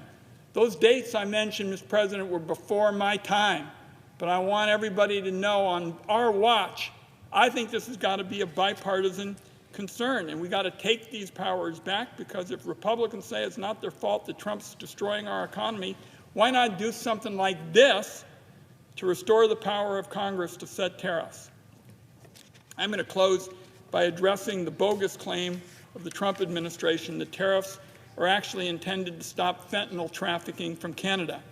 Let me be clear, our immigration system needs reform, and the fentanyl crisis is a serious issue. Oregon is no stranger to the devastating effects it's wreaked on our communities. But reality is there is no crisis at the northern border. Less than 0.1% of fentanyl entering the United States comes from Canada. Fentanyl seizures at the northern border are down over 97% from July 2024. I think almost everybody understands that Canada is not the issue here. So instead of coming up with real solutions to get fentanyl off the street and out of our communities, Donald Trump has decided he would rather make threats and tariff our closest allies. So now, Mr. President, my colleague from Alabama is on the floor, and we're going to have a little bit of a discussion. We just talked about how we're going to handle it. But I want to be clear. If Donald Trump and the Republicans wanted to address fentanyl in an effective way, they would pass my bill to limit the millions of low-value packages that come into the United States from China and elsewhere. Getting a handle on these so-called de minimis imports will help our border agents detect the illicit imports of things like fentanyl and pill presses before they reach communities in the United States. So with that, Mr. President, as if in legislative session, I ask unanimous consent that the Committee on Finance be discharged from further consideration of S1185 and the Senate proceed to its immediate consideration. The bill be considered read a third time and passed, and the motion to reconsider be considered made and laid upon the table. Is there objection? Mr. President, Senator from Alabama. reserving the right to object. The media, for some reason, is in full meltdown mode after President Trump declared today Liberation Day. Only my Democratic colleagues and the media, globalist media, would find a reason to be mad about that. I'm sadly convinced that my colleagues and the woke media would rather President Trump fail than achieve a goal to help the United States of America and the taxpayers. President Trump's views on tariffs, they aren't complicated. He believes, as I do, that America has been ripped off by unfair trade deals for decades and simply wants a level playing field. We have to change directions. What we're doing is not working.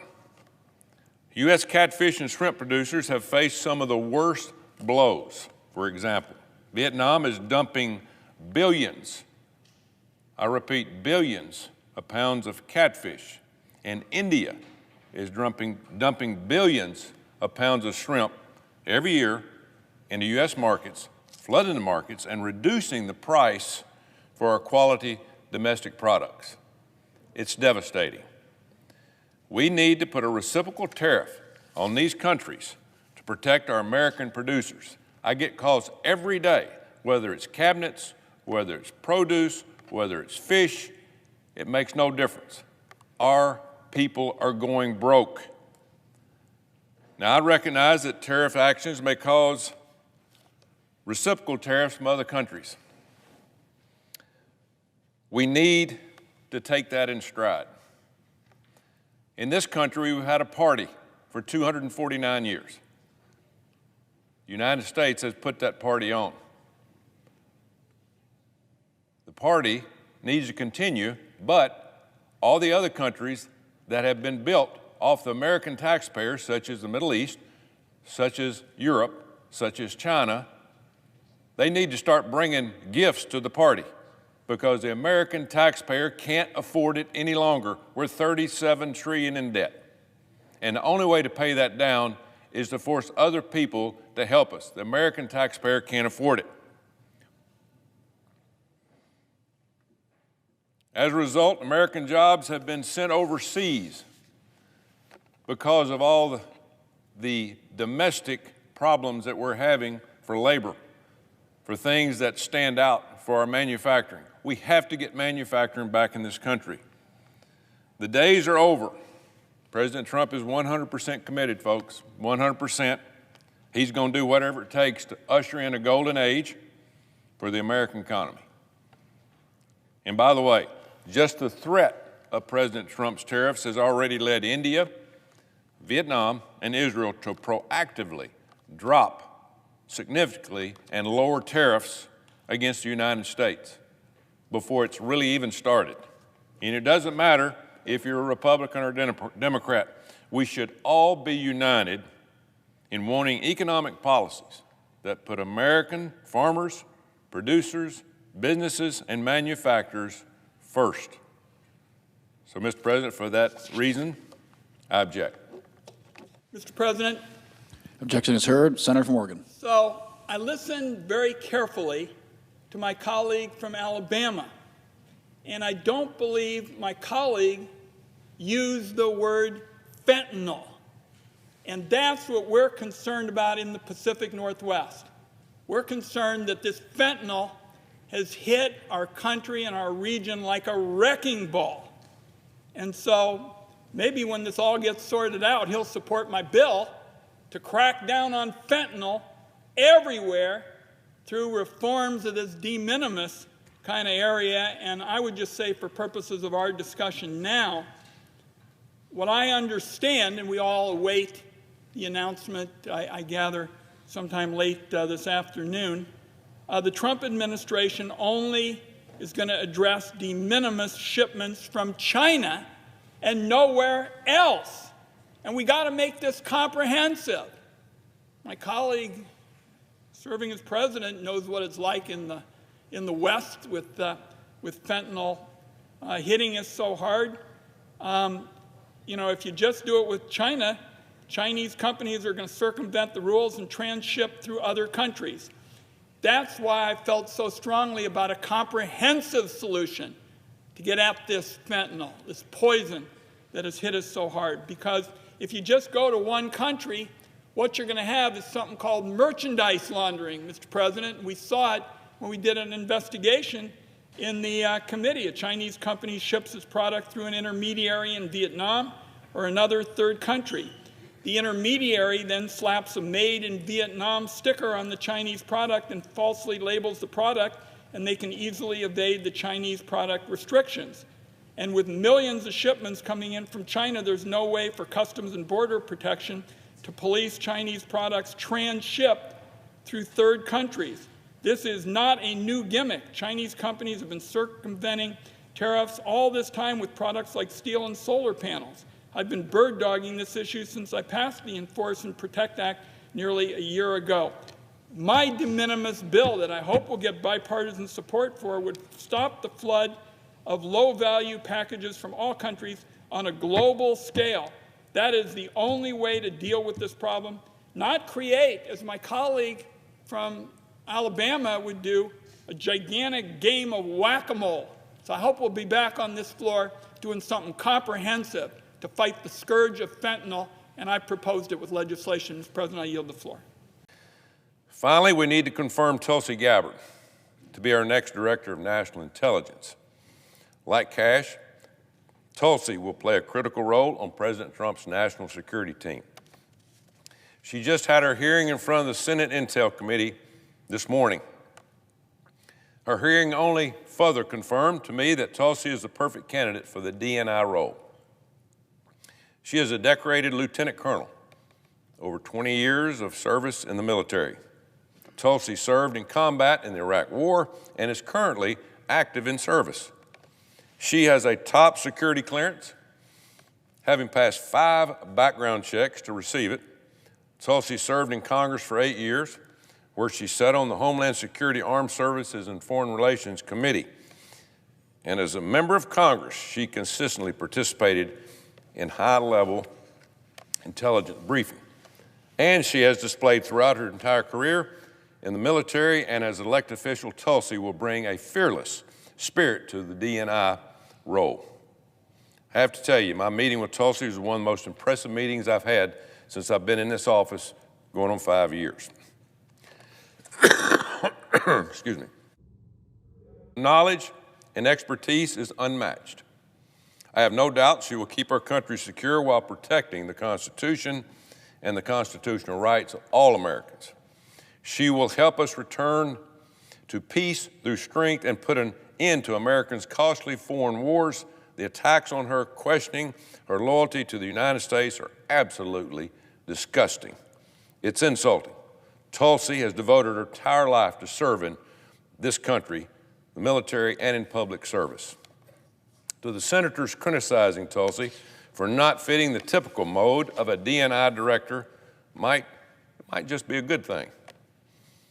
Have the last several years shown us that the status quo is working? No, I don't think so. And I don't think the American people think so either. And they're the ones that count. Tulsi brings a fresh perspective to the job in the America that we all want and deserve. We do not need another James Clapper. Like the FBI, we've seen our intelligence community weaponized to target opponents of the regime. The IC conspired to take down President Trump in 2016 and 2020, and maybe most recently the election a couple of months ago. For that reason, I think Tulsi is exactly the change agent we need leading our intelligent community. Like Bobby Kennedy, Tulsi switched her party affiliation because she saw the status quo as a threat to the American people and our constitutional rights. As Director of National Intelligence, Tulsi will check her politics at the door, just like she's done the last 20 years serving in our military. She will come to DNI without any bias. She will fix our broken intelligence community. And folks, it is broken. I look forward to confirming Tulsi to DNI. I urge all my colleagues to join me in voting for Tulsi. She will play a major role in President Trump's team in restoring faith in our intelligence community. Mr. President, I yield the floor. Notice the absence of a quorum. The senator from Alabama is recognized. Thank you, Mr. President. I want to reiterate what my colleague from Tennessee just talked about, the importance of the vote that we just took just a few minutes ago. Our nominee for new Secretary of Defense, Pete Hegseth. Now, the procedure is, as we just voted, to close the vote, and now we wait 30 hours from just a few minutes ago and have the final vote on his nomination, which it looks like that he has the votes of a majority to be appointed or sent to the White House to be confirmed as the next Secretary of Defense. I'm on the Armed Services Committee, and I've watched 4 years of the destruction of the best military in our world, the United States of America. It is a shame what has happened. The DEI, the woke agenda that's being pushed on the troops in our country, to me is embarrassing. I'm a military brat. My dad died on active duty in the military, awarded 5 Bronze Stars and a Purple Heart at age 17, driving a tank across Europe after landing the first day at Normandy. We have to change course in our military. We can talk about inflation and pumping gas and the crime and all the things that we're having a lot of problems with. But if you don't have a strong military to protect our borders and protect the citizens in our country from adversaries all over the world, we got problems. And it's got to start there. Pete Hegseth is the choice, the right choice. I like his age. I like his demeanor. I like the things he brings to our military. He's exciting, and he will energize this military into the next decade. And I'm excited about that. So hopefully in about 30 hours, we'll vote tomorrow night around 9 o'clock, and we'll vote to confirm Pete Hegseth is our new Secretary of Defense. Now, I'd like to turn to national security threats in our nation's agriculture sector and food supply chains. I'm on the Ag Committee. Over the past few years, the United States has experienced a rapid increase in foreign investment in the agriculture sector, particularly from China. We have to open our eyes. Bad things are happening around us. Growing foreign investment in agriculture and other essential industries like healthcare and energy is a direct threat to our country's national security.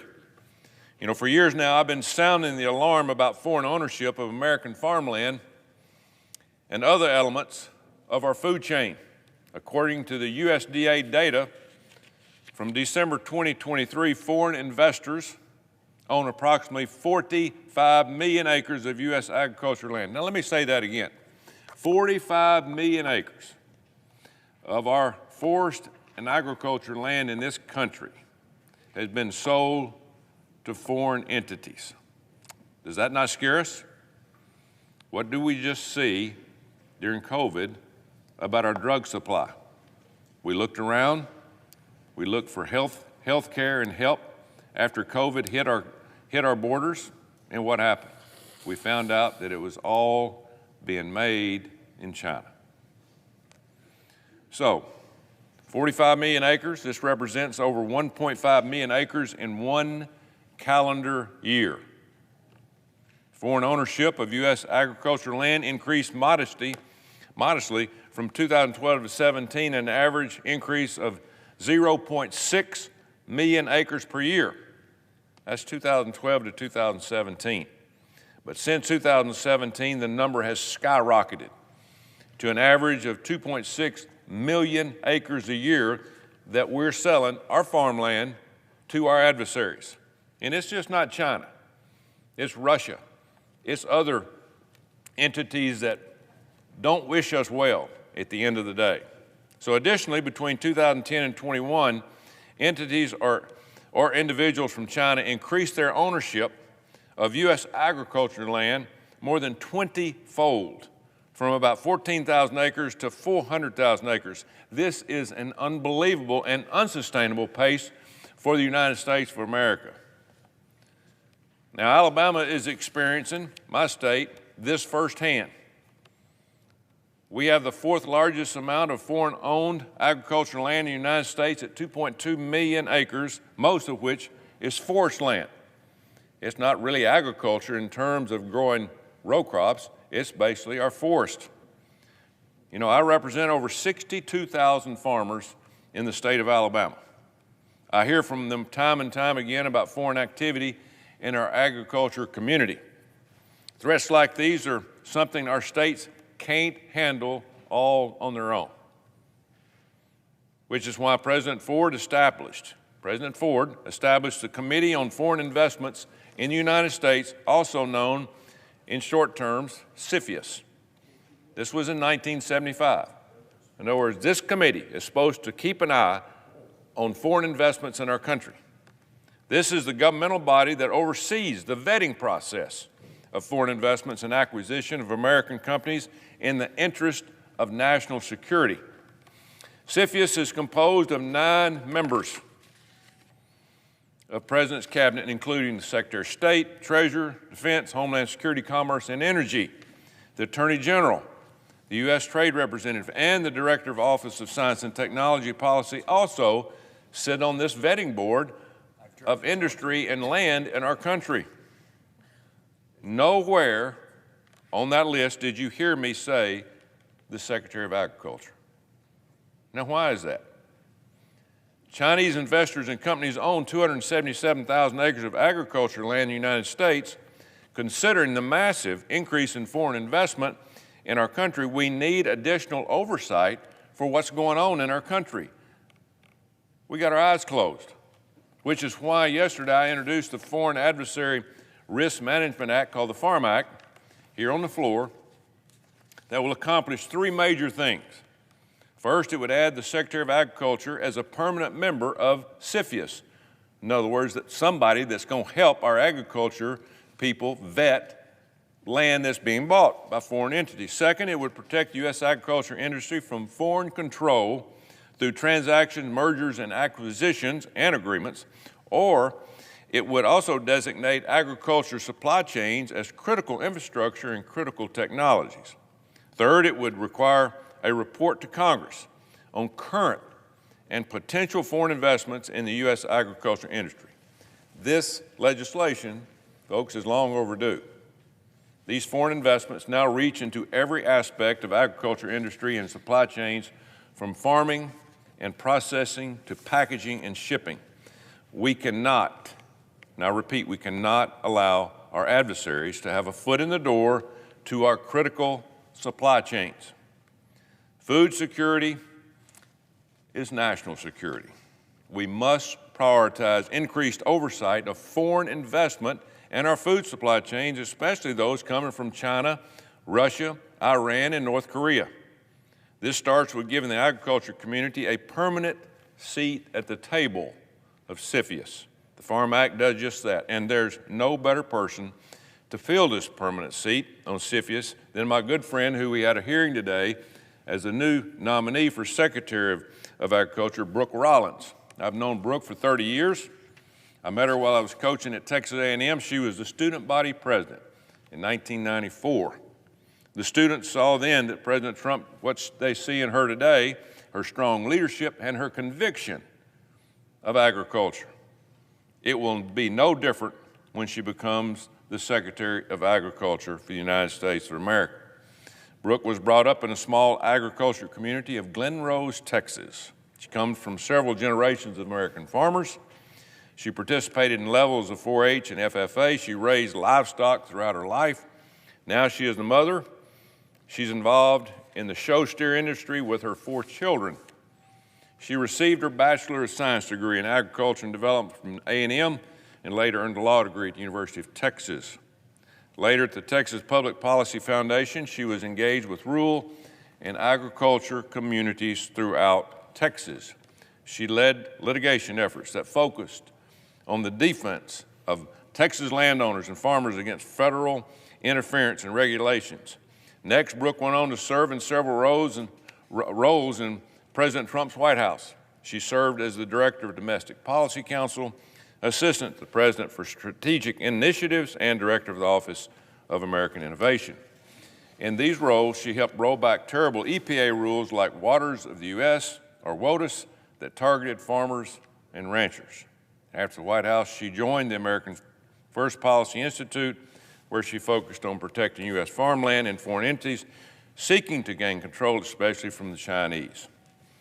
The AFPI, she strove to improve American food security, independence, as well as support measures that defend U.S. agriculture trade. Brooke understands these many challenges. In short, Brooke is a conservative warrior and will be an excellent Ag Secretary. I look forward to working with her to secure our farmland from foreign entities and working with her on passing a farm bill that puts American producers first again.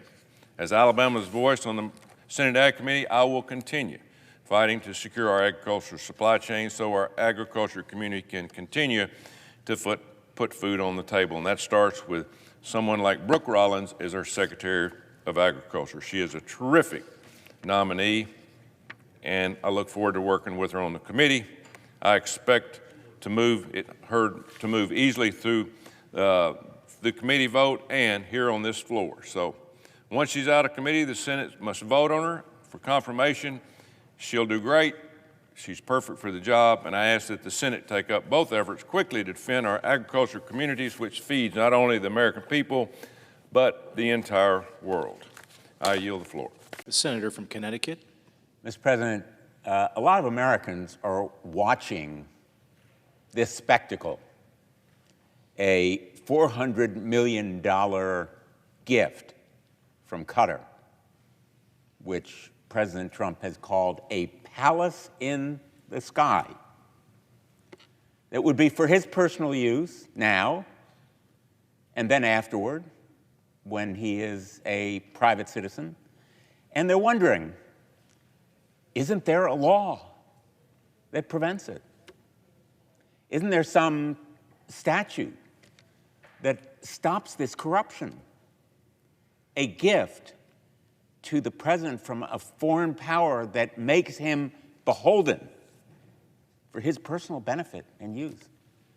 And the answer to the American people is, yes, there is a law. In fact, it's in the Constitution. It's a specific clause. It's called the Foreign Emoluments Clause that states, quote, "No person holding any office of profit or trust under them shall, without the consent of Congress, accept of any present emolument, office, or title of any kind whatsoever from any king, prince, or foreign state." And the reason for this clause, which was written by the founders centuries ago, is so powerfully shown today. At the beginning of our nation, we were a small country, potentially influenced by big foreign powers, England, France. Founders were concerned that our presidents or other officials could be bought, could be influenced, could be pressured by those foreign powers. So they specifically wrote into the statutes a measure that protected our small nation then. It applies equally now. In fact, now it's even more a protection of our national security. This plane is emblematic of a core metastasizing corruption, an economic cancer that has infected the White House, but it is also emblematic of a national security threat from nations who would buy our president. Maybe not signed, sealed, and delivered, but exert undue influence. And in fact, the national security threat is even greater from this plane, which would have to be taken apart at huge expense to American taxpayers, literally taken apart down to its shell. As a member of the Armed Services Committee, I can tell you, Mr. President, that there are foreign powers all over the world who would like nothing better than a Qatar plane to be carrying the President of the United States, potentially bugged, infiltrated by systems that could be hacked by them, not just by Qatar or other Mideast nations. It is a threat to our national security to have the President of the United States riding in this plane unless it is, in effect, taken apart and put back together with the systems and the safeguards that are included on Air Force One. This blatantly corrupt act shows that the president is just in it for himself. In fact, that kind of equipping of the plane will take billions of dollars of taxpayer money and years of work to bring this aircraft up to the requirements, the minimal requirements of Air Force One, ready in time for the president to use it after he leaves office. And President Trump won't even pay the transfer fees.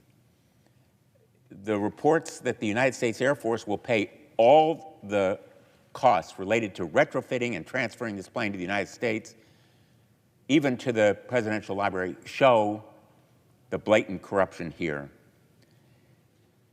Accepting the plane is bad enough, but foisting on taxpayers the expense of retrofitting it and updating it and then transferring it to his foundation is an insult to every American.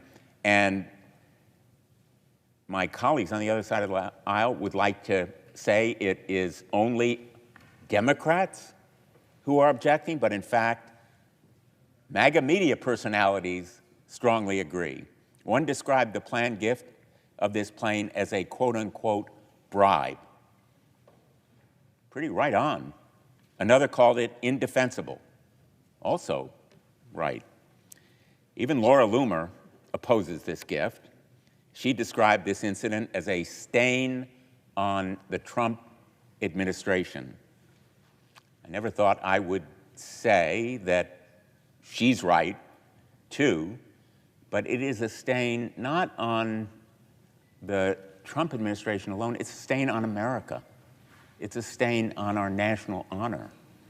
It's a stain on the integrity of the greatest country in the history of the world. Foreign governments have figured out how to get to Donald Trump.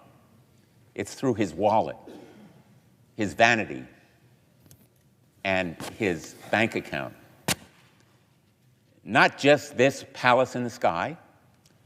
The Qatari government has signed a $5.5 billion deal with the Trump Organization to build a luxury golf resort in Qatar, complete with Trump-branded beachside villas and an 18-hole golf course. And it's not just Qatar. President Trump has also pursued new business deals with the UAE, Saudi Arabia, Oman, and others, including Serbia.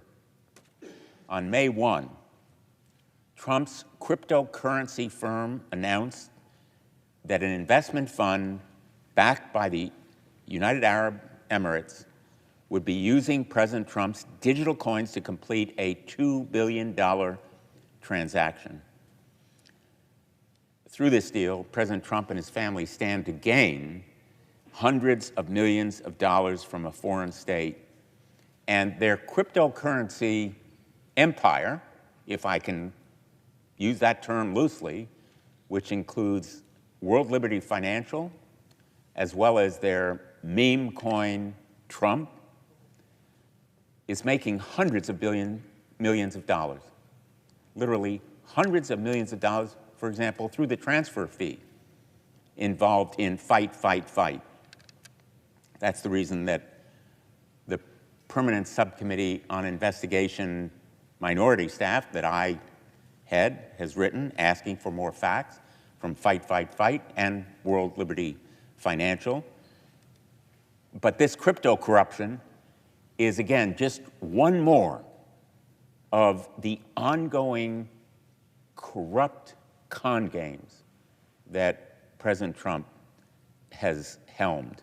Live Golf, backed by the Saudi government, will host a tournament at Trump National Doral Resort later this year, and the Trump Organization has announced new real estate developments on government-owned land in Serbia and elsewhere. Now, Mr. President, there's a kind of fundamental principle here, and it goes back to the founders. The American president is supposed to work for the American people, not for his own enrichment.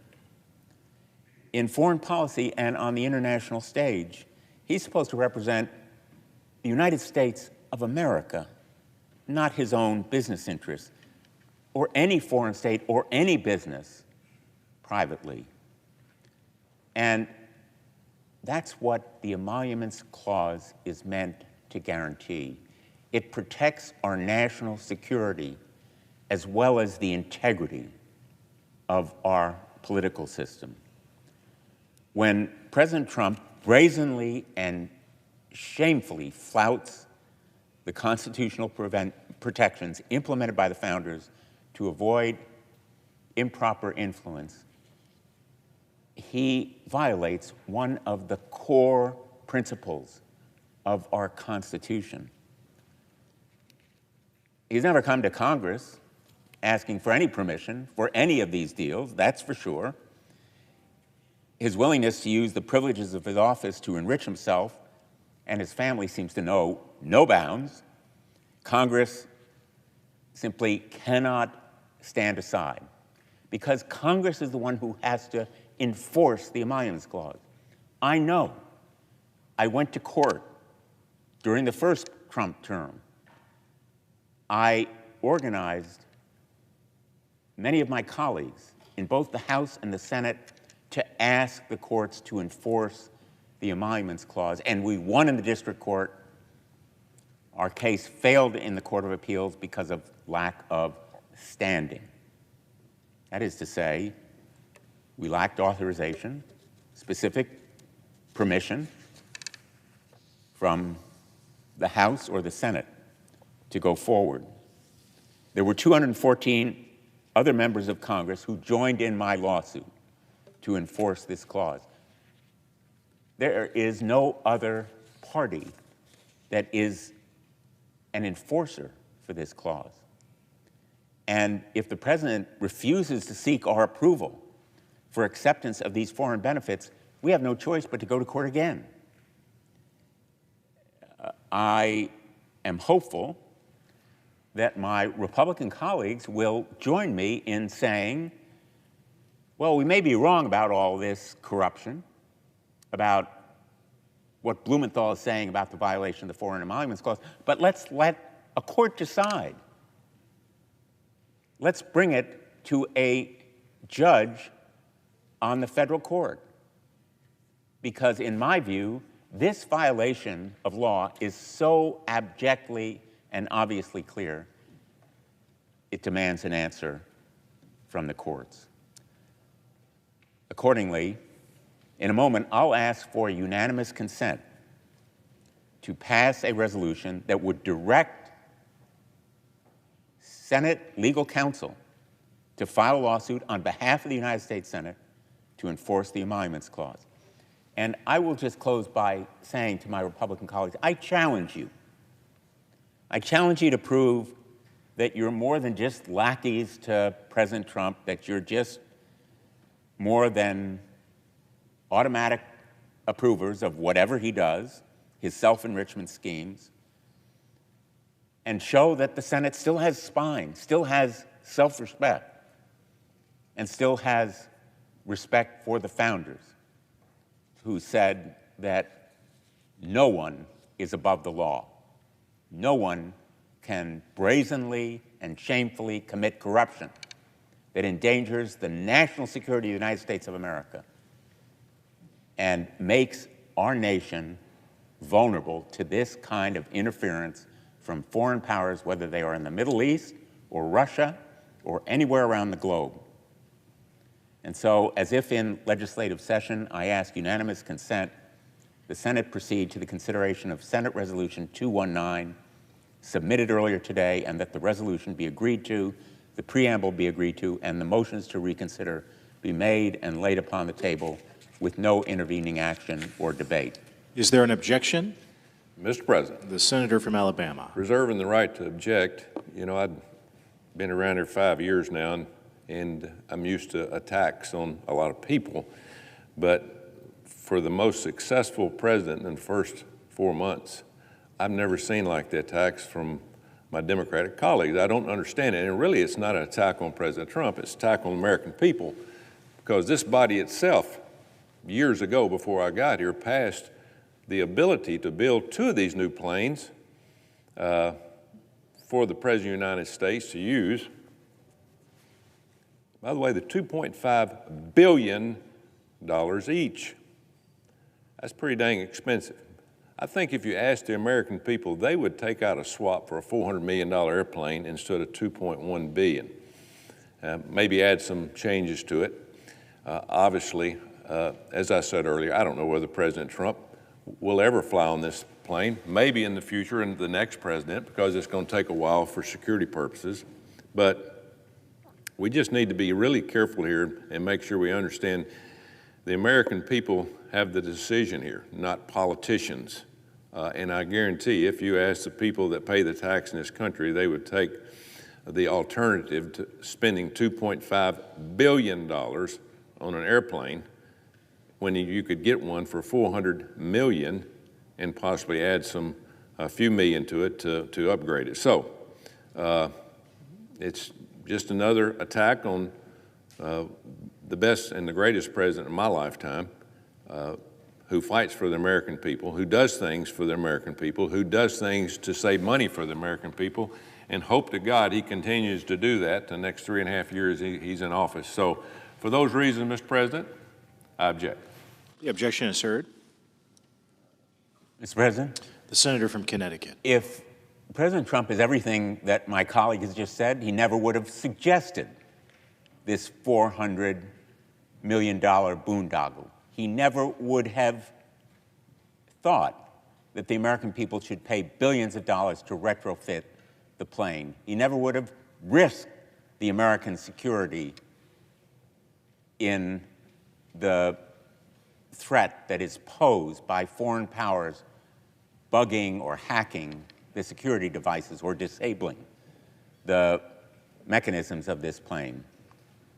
And if this president never flies on this plane, it will only be because of the vocal and vehement protests that we are seeing not only on the floor of the United States Senate, but across the country, from MAGA personalities and commentators to everyday Americans who are aghast that hundreds of millions, in fact, billions of dollars will be spent on this boondoggle that puts at risk American security. If President Trump never takes possession of this plane, it will only be because he has been embarrassed and shamed by our vehement and vocal protest against doing it. And the reaction of everyday Americans has been one of vehement objection. But this plane is only the most visible and tangible evidence of a corrupt administration, and particularly the crypto corruption, where hundreds of millions of dollars are literally flowing into the bank accounts and pockets of President Trump and his family. And everyday Americans are suffering losses because of it. The investors in his meme coin, tens of thousands of them, are losers. They've lost money. And many other Americans are likely to suffer losses as well. So the tangible impact of that crypto corruption is real and present and ongoing. And so I think enforcement of the Emoluments Clause through a lawsuit brought by the Senate of the United States, authorized through this resolution, is absolutely necessary and appropriate now. Thank you, Mr. President. I yield the floor.